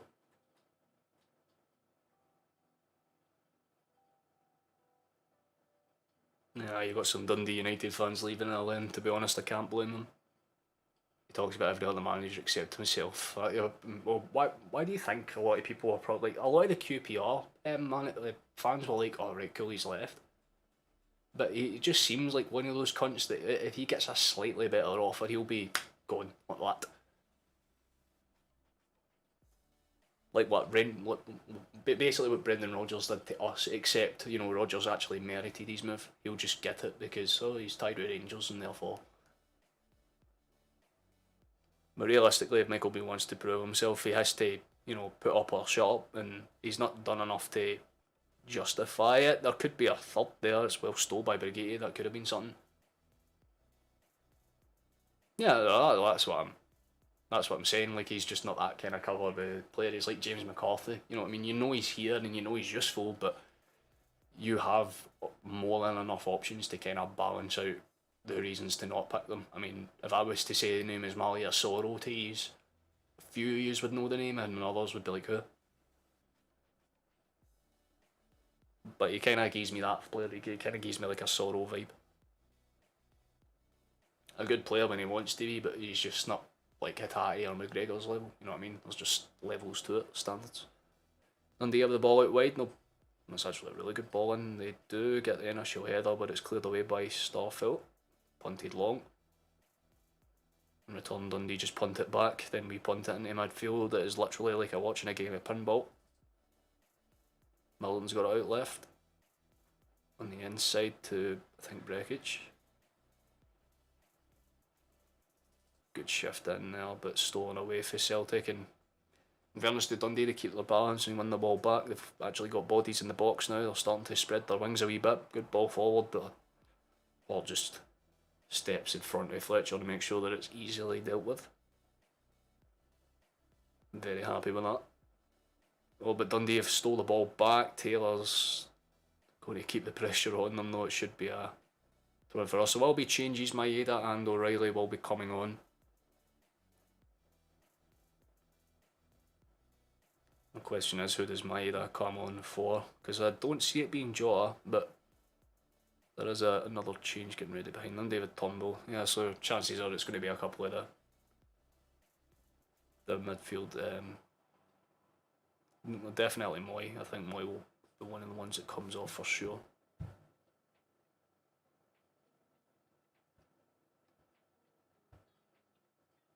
Let's see what does lineup change at all. Just quickly checking to see if they've changed formations or whatever. No, if they just it's what I thought. They've kind of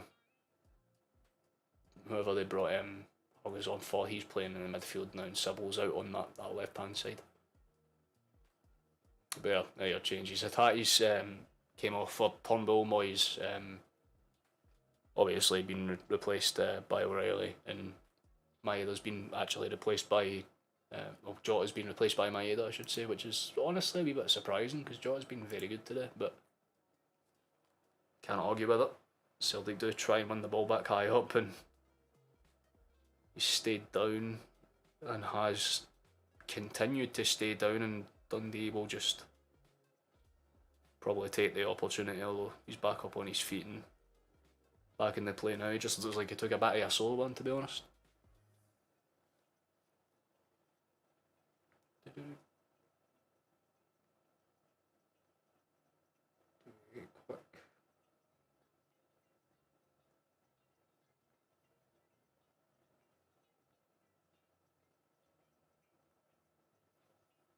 Oh, very nice. Well, thank you to the two new people who subscribed that came up. Who's Jim Goodwin not being sacked yet? I'm pretty sure he was sacked. Wasn't he sacked like immediately after the 6-0 loss? Well, yeah, for those of you who don't know, Hibs beat Aberdeen 6-0, but Goodwin got sacked literally right after the game. Like, I'm pretty sure it was like almost instantaneous, like in the shower type stuff. I don't even think he would have stepped out the changing room by the time he was told, like, hey, you're not fucking getting back on the team bus, lad.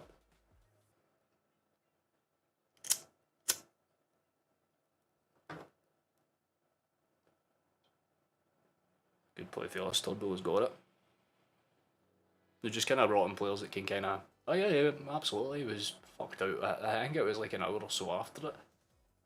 But yeah, they replaced him as I don't know who's standing in for him actually. I'll check for you now.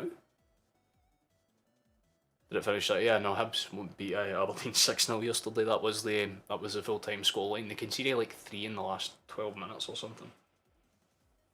They just gave up. But I'll confirm it for you now because I'm sure that Aberdeen replaced... I don't know who they replaced them with.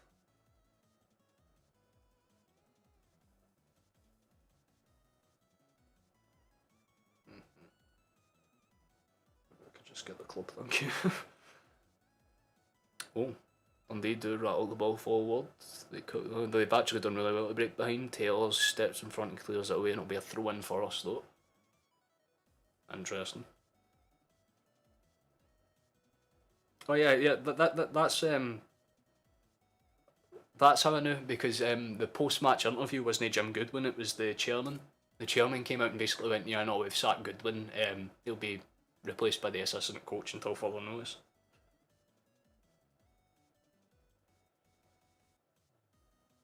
Because they told him and Lee Sharp, so basically their whole board's fucked out. Withdraw Scales loan and get them the fuck out there. I mean, no offence, but Scales seems part of the goddamn problem.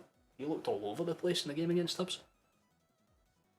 It's the worst I've seen Aberdeen play in a long time, and they fucking lost to literally a 6-tier team a few days before that, and 4-0 to Hearts a few days before that. It's like they've not just forgotten how to defend, they've also forgotten how to attack, pass, attack. Like just any fabric of the game they should be okay at, they have not been okay at. We've been a lot more efficient on the attacking sense though. We haven't conceded. We've basically been polar opposites to Aberdeen. 2-0, 3-0, 4-0 wins, and this seems to be another comfortable one. I mean, if we got a third, that'd be nice, just for the sake of, you know, anyone that's hanging around the stream. I mean, the viewer count's probably dropping bit by bit because realistically, everyone knows the game's done. And there's no reasons to worry. I am happy with the result regardless. You know what I mean? Like we've played well. Dundee have tried to grow into it over the last 5 minutes. They've tried to kind of put the pressure on us, but it's not worked the way they probably would have wanted. And again, that makes me happy because as long as we win, couldn't kill us.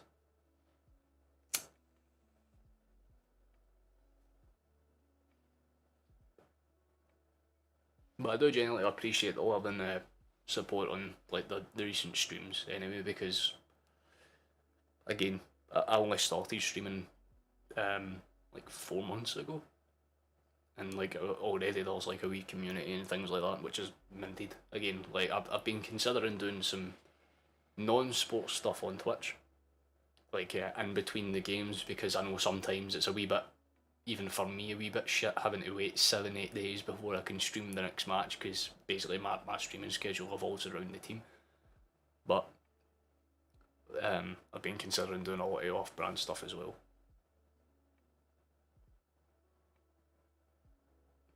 Like just games, FM and stuff like that. I mean, I've talked about it before, I'm sure. I said that I wanted to do a FM save live on, like on Twitch or something like that.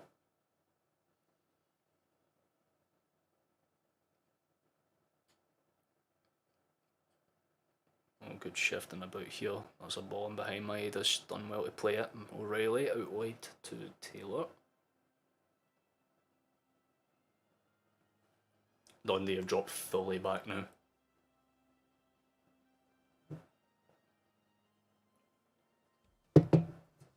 My bad, sorry.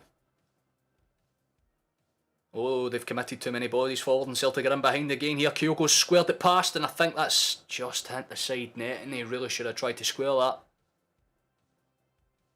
I respect him for skipping past the goalkeeper. He did really well to get that initial first touch, because it was a lovely ball and it was onside as well. It was a lovely ball in for O'Reilly. Oh, that is so unlucky for Kyogo.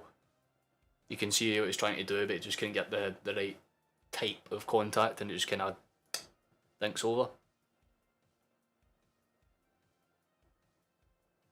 We'll be live for about 20 or 30 minutes after the game's done for post-match stuff as well.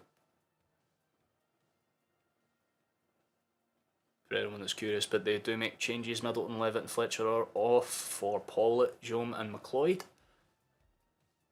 So they're definitely playing with just kind of giving their youngsters a wee bit of extra fitness and trying to kind of just use fresh legs to stifle the damage. It's more damage limitation now, I feel like, for them. And once a team does those types of changes, you can kind of go, this game's ours, we've won.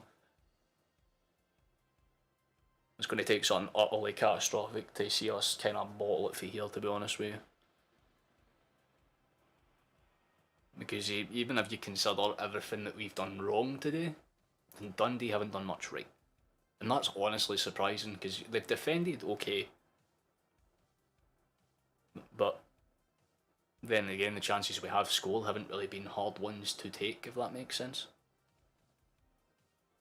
Jota's was just more impressive than anything because it was like a really weird angle for a header, but again, they made it way too easy to make the referee basically hand us a penalty, because again, if they somehow managed to wave that one off, then questions would definitely have to have been asked.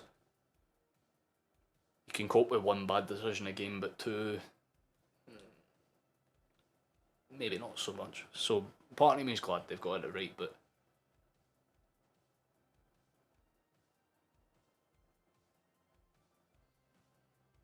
again, I think the best way to describe it is that Celtic have been nowhere near their best.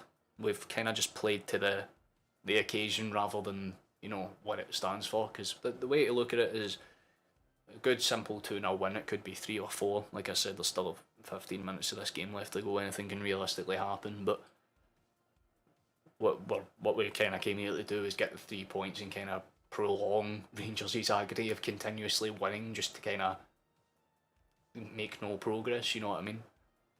It's like the light at the end of the tunnel that just never really gets closer for them, and as long as we keep doing that, eventually their morality and they'll slip and they'll have a bad result against whoever that may be.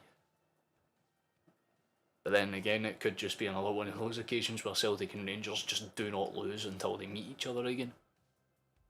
Which would work too, because again, as long as we still have that 9-point deficit, it's not going to hurt us too much. But that's the thing, in the dog days of any season, it's more or less about it's all about consistency and not allowing yourself to get compromised through stupid mistakes. And again, we've seen it once or twice in previous seasons where we've let games get away with us for no real reason. But Postecoglou's kind of instilled the, look, if we're going to do this, do it for the whole fucking 90 minutes. Don't just kind of half-arse it for 20, give your effort for 40 and then defend for the rest of it. Have selective moments where you're okay and selective moments where you're not. Good play out wide. Maeda. Good switch back to Starfelt. He'll switch it to Carter Vickers now. He'll go forward. Simple ball across to Johnston. And they'll go again, Carter Vickers. Good ball in behind. O'Reilly will take it and go forward. Nice pass in behind for McGregor. Captain spreads it out to Taylor. Quick ball in behind. Maeda's made that run. Does loop the header, but Dundee will get it clear. There's a good volley attempt from O'Reilly, but there's no real power or pace behind it to make it go anywhere. It's a good effort, but unlucky from him. Anyway, result is important. That mostly goes wrong for teams. Exactly. As long as you keep picking up points and difficult to go places, like we've already been to a few of them, like the fucking Tony Macaroni Stadium, and obviously, you know, we've already been to Ibrox already and got a point away for that one. So you kind of have to look at it like, yeah, we've got a lot of the hard yards out the way. The congestion in the fixture list's kind of going to pick up speed over the next 2-3 months as well. So the fact that we've kind of got most of our players fit and ready to go, and the fact that we've brought new players in, it just makes the rest of this season interesting, because it's not so much like, do we worry about Rangers, it's when do we worry about complacency, rather. Like, we're not really against anyone except ourselves right now. And I think Rangers will probably be in the same boat where they're like, listen, all we can do is continuously win and put the pressure on them, but even if we win every game, they could win every game. So it's a case of, anything you can do, I can do better. And whenever it comes to this stage of the season, Celtic just tend to be a little bit better at it. You look at last season as a prime example. Once Rangers kind of lost that grit in their teeth, you know what I mean? They just kind of fell away with pointless like losses and draws. Meanwhile, Celtic just continuously hacked out wins regardless if they played well or not. And today's been a good example of that. We've definitely played well enough to merit the victory, but by our standards, I would say it's like a 40% capacity performance. There's been some really good passing, some really good like interplay in football, but when you look at it as it is, I'm not really confident in saying it's a top 10 performance. You know what I mean?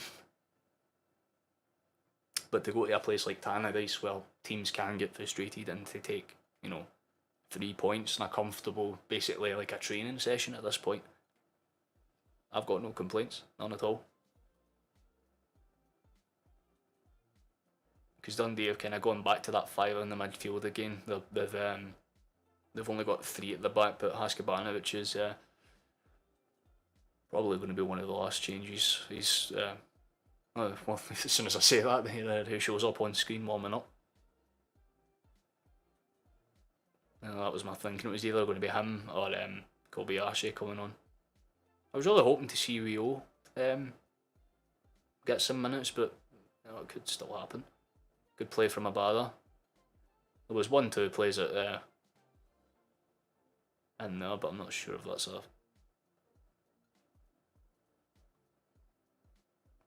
Dundee will just be able to pick up the ball and go again. 10 minutes left in this one. We've played definitely more than well enough to merit the win.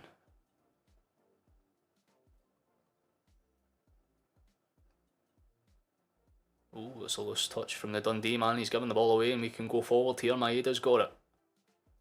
Good initial turn to stay away for his man. Kyogo plays it back towards McGregor. And Torn switches the play to CCV and he'll play it out to Johnston. From left to right and back out towards the right it goes. Abada, Johnston, is there a cross on? He was looking for it, didn't opt to take it, back out. Carter Vickers. Joe Hart. Still doing it. I should have put a bell on. I can't follow you for not putting that bet on. That's called being responsible, but at the same time, unlucky. Should be a foul for. And there is, Leo's going to get his, well, I guess I was going to say like 15 minutes of fame, but it's more like 10. Abada's off. Big man's on for those of you who want to see his name in the. I forgot it doesn't do that, but he is on, as you can see. We're going to see some new boys. Haskabanovic and Abada are on. Not Haskabanovic and O are on.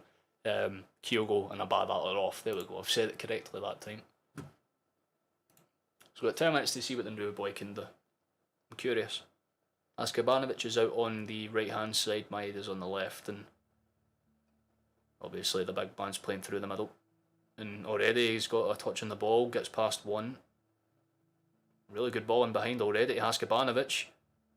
And Haskabanovic fires a shot. Well, his first touch of the ball is actually a really good one. Sets in Haskabanovic, who has a crack, and it's just over the ball.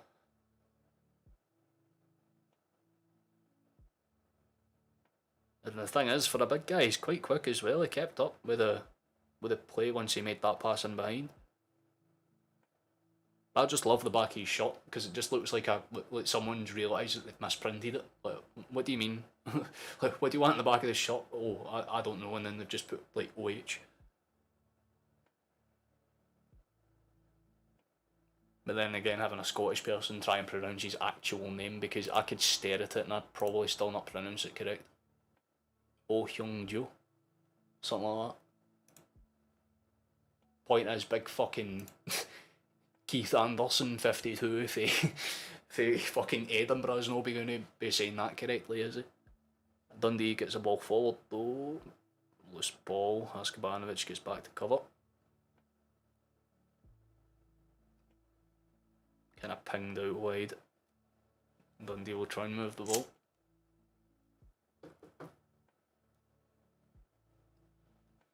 We'll do one last sub check. If we can end this one with a stream with 380, I should say I'd consider this a absolutely quantified success, to be honest.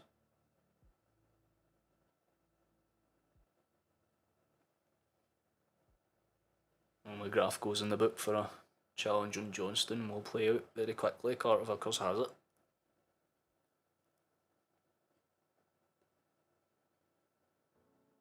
Because as well as the Celtic games, I'll do Scotland games and stuff like that as well.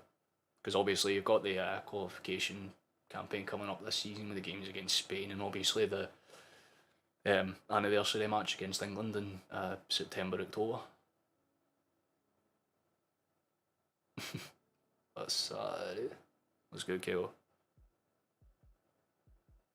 Dundee will try and play out, which they do. But again, Celtic just have 4 or 5 bodies covering every move. O's going to try and cover that one. It's played out wide. And again, it's another loose pass for Dundee, and they've put themselves in an awkward position. They'll have to try and play out from the back. Opt not to. Carter Vickers. Celtic are basically at 3 at the back right now, because anytime we've got the ball, we just let one of the wingers kind of step up and cover that space.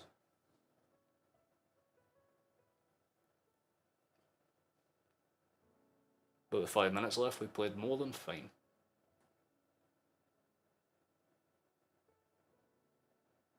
Oh, that's a lovely challenge. McGregor has been very good this match.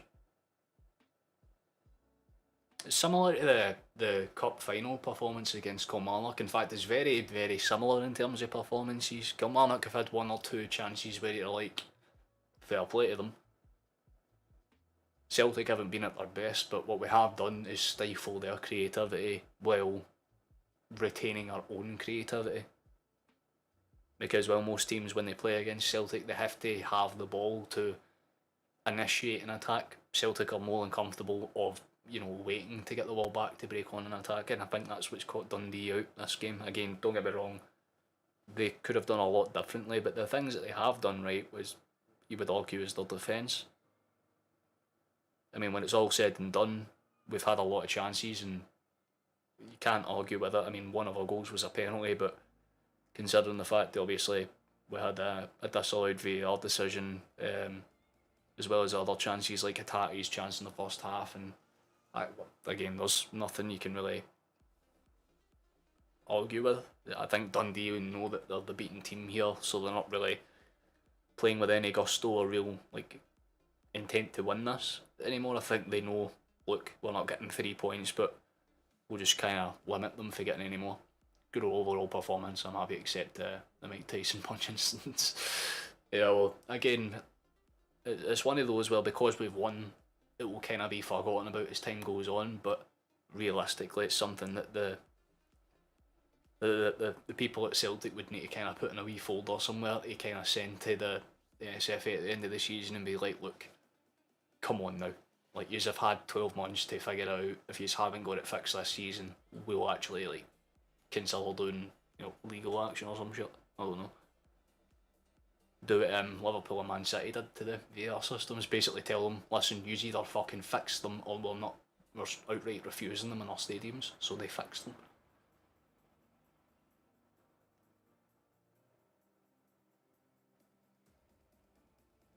And Dundee are trying to play out from their back. Brigitte spreads the play out wide to Brecken. Oh, the ball's been stole away, and O's managed to stay on his feet superbly, but for some reason the referee thinks that's a foul. Even though the Dundee player was holding on to his shirt, he nearly broke through to have a first one-on-one chance with the goalkeeper.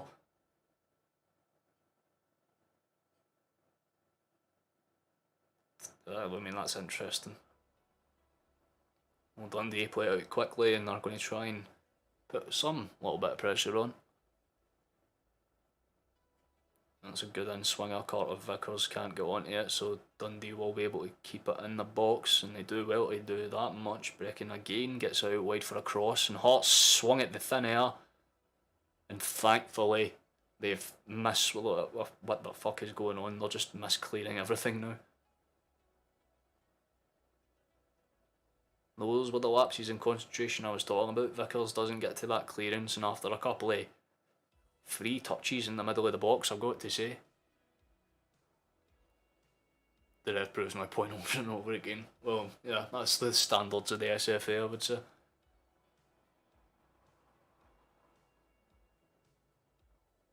We've got about a minute in additional time, so, or I should say, like a minute and with additional time. I'd say about 2 or 3 minutes and we should be good. Good at his game as he's had, Starfield still gives me the feel. What was the name that people gave him right at the start when he made a lot of aerial mistakes? Was it Mr. Inconsistency or something like that? That's what people in his homeland called him. But I think he's kind of blossomed into something. He's kind of like a Greg Taylor, you know what I mean? Taking something that's rough and ragged and polishing them into something a wee bit more final.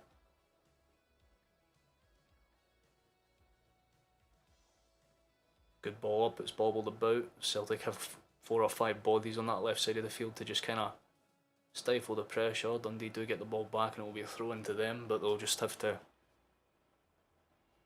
do the basics. Postecoglou will be content with it. Again, we've had much better performances in the past. I mean, even in the last 2 weeks, we've had better performances than this, but still take Kobe Hashi over him though. Can't argue with that. I mean, there's a reason we've signed them. But again, I think it's more just at a point. He's talking me under extreme pressure. Yeah, well, I think that I was just about to say on that. It's more or less just to kind of say to start off, look, if you're not good under pressure, you're going to be under continuous pressure. When with this wee boy doing well in training, you know what I mean. If you don't play well, he starts. And if he has to be constantly under pressure in training environment, then it's going to be second nature to him on the actual pitch. There's always methods to the madness. But Carter's just a cool, composed baller. Yeah. I really don't know why Tottenham didn't give him the opportunity to play more. Don't get me wrong, I get it, because he was there at the same time fucking Vertonghen and Alderweireld were a partnership, and you can understand that, but Vickers on his day, man, he's genuinely superb. You would look at him and think that it's like the least American looking footballer you've ever seen, you know what I mean? Like, American defenders are just kind of awkward looking tall creatures that just kind of get in front of the ball. Carter Vickers is just the polar opposite, you know what I mean? Smaller than usual, but he uses that to his advantage, because when he jumps, my god.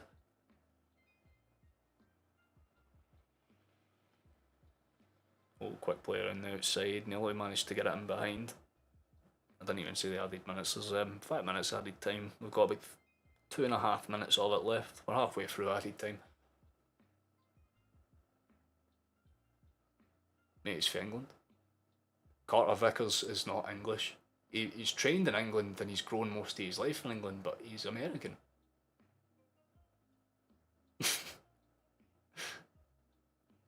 Kyogo, I think, was KO'd after that dizzy as well, didn't score.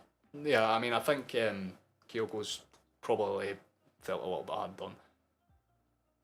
And he takes his height off his mask because he does the next basketball player. Well, case in point.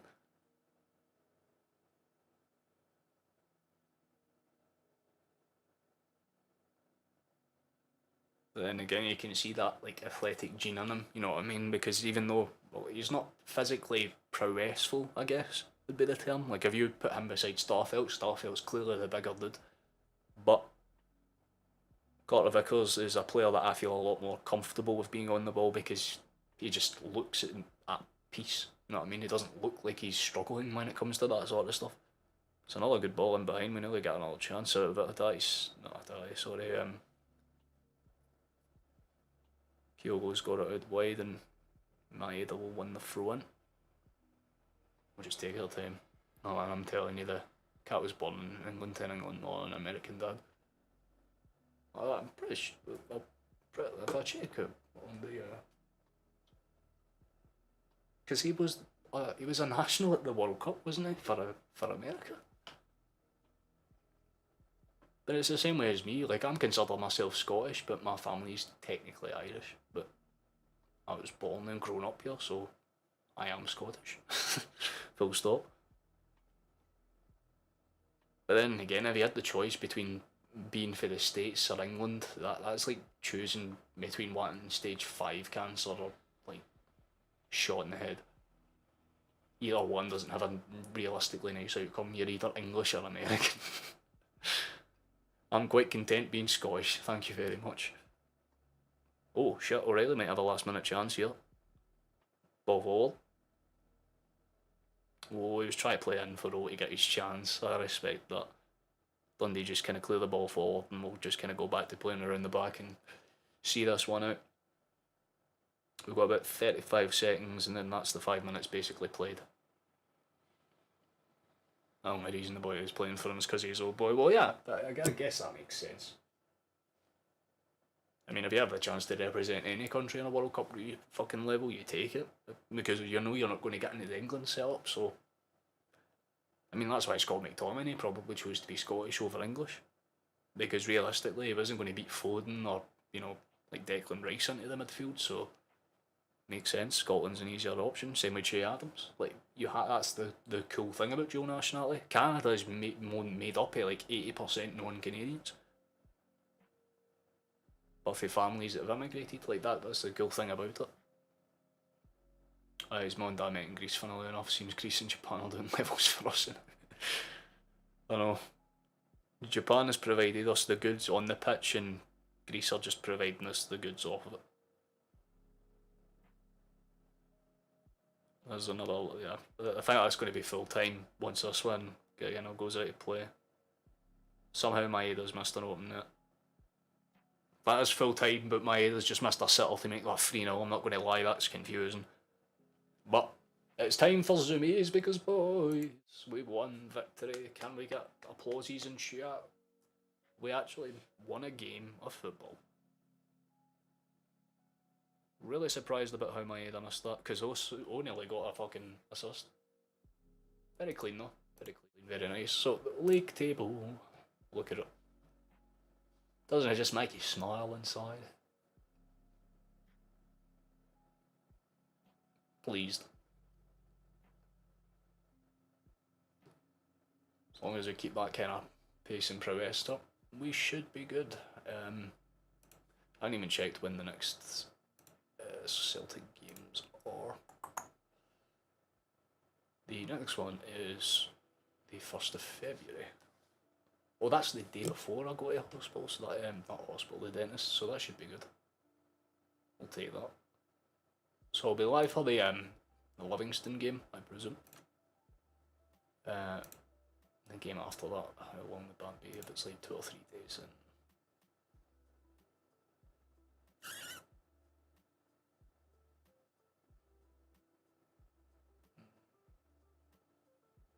Oh, so Johnston, right.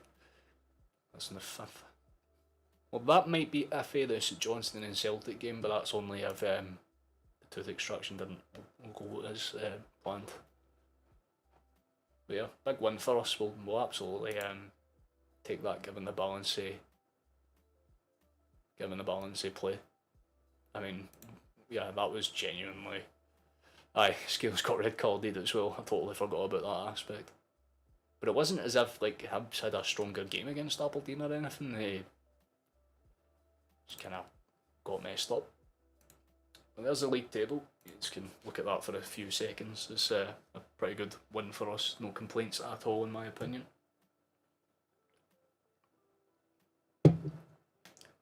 Solid performance all round. Realistically, I don't think anyone had a bad game. My man of the match would probably have to be Moy though. Based on the fact that for literally 90 minutes he was just the most prominent player.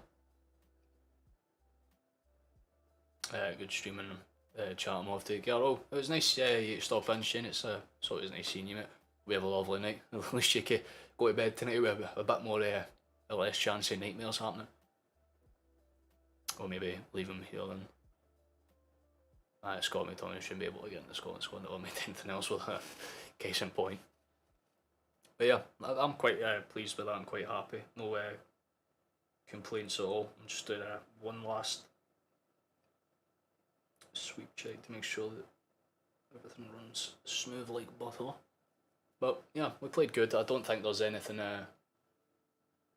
just to necessarily add on, to be honest with you. We've justifiably put in a good performance. We earned our bottle of the day. It took a wee bit extra effort given the fact VAR tried to cheese us, but again, that's the advantage of getting a goal early in the second half, and that's what I said at the start of the second half. If we get to like the 70th minute and there's no goals, then you start to panic. But as soon as that first one went in, realistically, you knew you were fine. There's nothing that we had to worry about.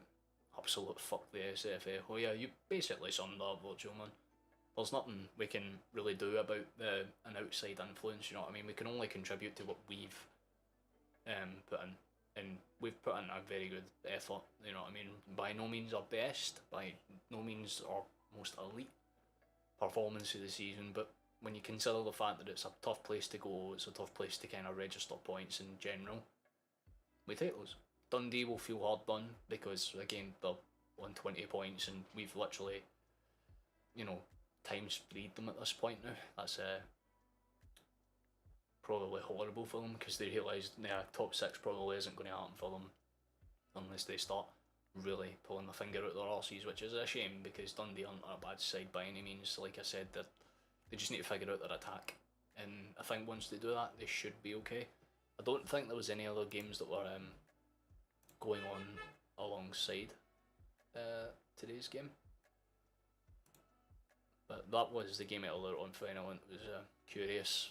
Your classic boring 0-0, but yeah, no complaints for me at all. We've more than earned our bread. But if anyone's got any questions or that before I wrap this up, still got about 9 minutes before I'm not before.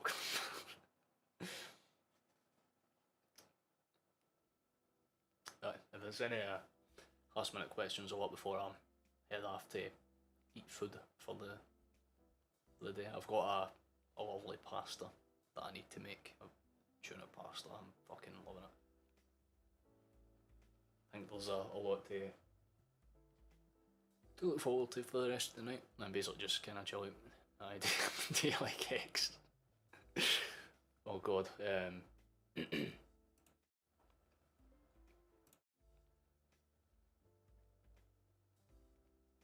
No. Eggs are okay. I like eggs with French toast, and that's literally the extent of it. It's probably one of the weirder things, because I'm good at cooking eggs. I just don't like them. I use them for French toast, and try and think off the top of my head anything else. Cake, when I make it, I guess, but I don't use it as like a standalone ingredient, if that's what you mean. Although omelettes are nice. It depends on the omelette though, you know what I mean? Scrambled eye, but the rest of them get to fuck. Well, you're a man of class at the very least. I know my old roommate, if he's in the chat, I'm not Jordan, I highly doubt he is, but if he is, yeah, he does that with eggs a lot. Like, he'll make like about fucking, like a bowl this high full of them, scran them all in one go, and you'll be like, ah, but that's the only way to eat them. No one boils them. If you boil them, you're probably needing time behind bars. And then there's me. I just put bread in it, throw it on a pan. There you go. 5 minutes later, like, you've got something that's actually edible, or at least more edible for me anyway. But that's all the lineups for the weekend games. Hibs 6, Aberdeen 0, Rangers 2, St Johnstone 0, Ross County 3, Kilmarnock 0, St Mirren 1, Rangers 0, Livingston 0, Hearts 0, Dundee United 0, Celtic 2. So there was no odd end scores. There was no like 1-1s or 2-2s or like one side of the board basically had a clean sweep.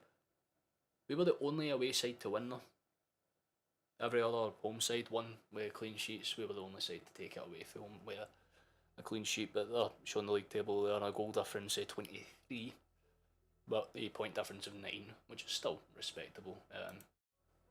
Again, that's what you can really say to it.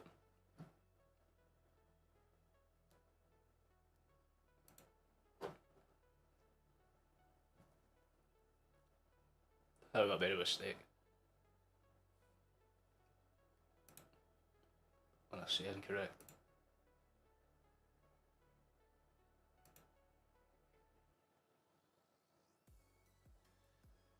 Oh, sorry, I thought I'd actually made like an actual error.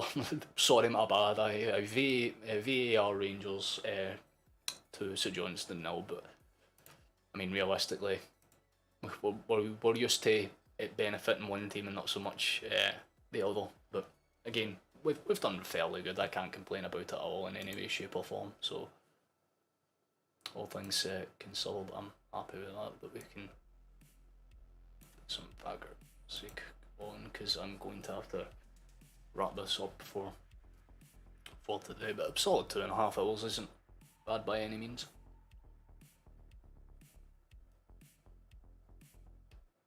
But thank you for watching. I appreciate anyone that has anyone that's been here since the start. Thank you so much. It's lovely having you. We gained a couple. Right now we're on 287.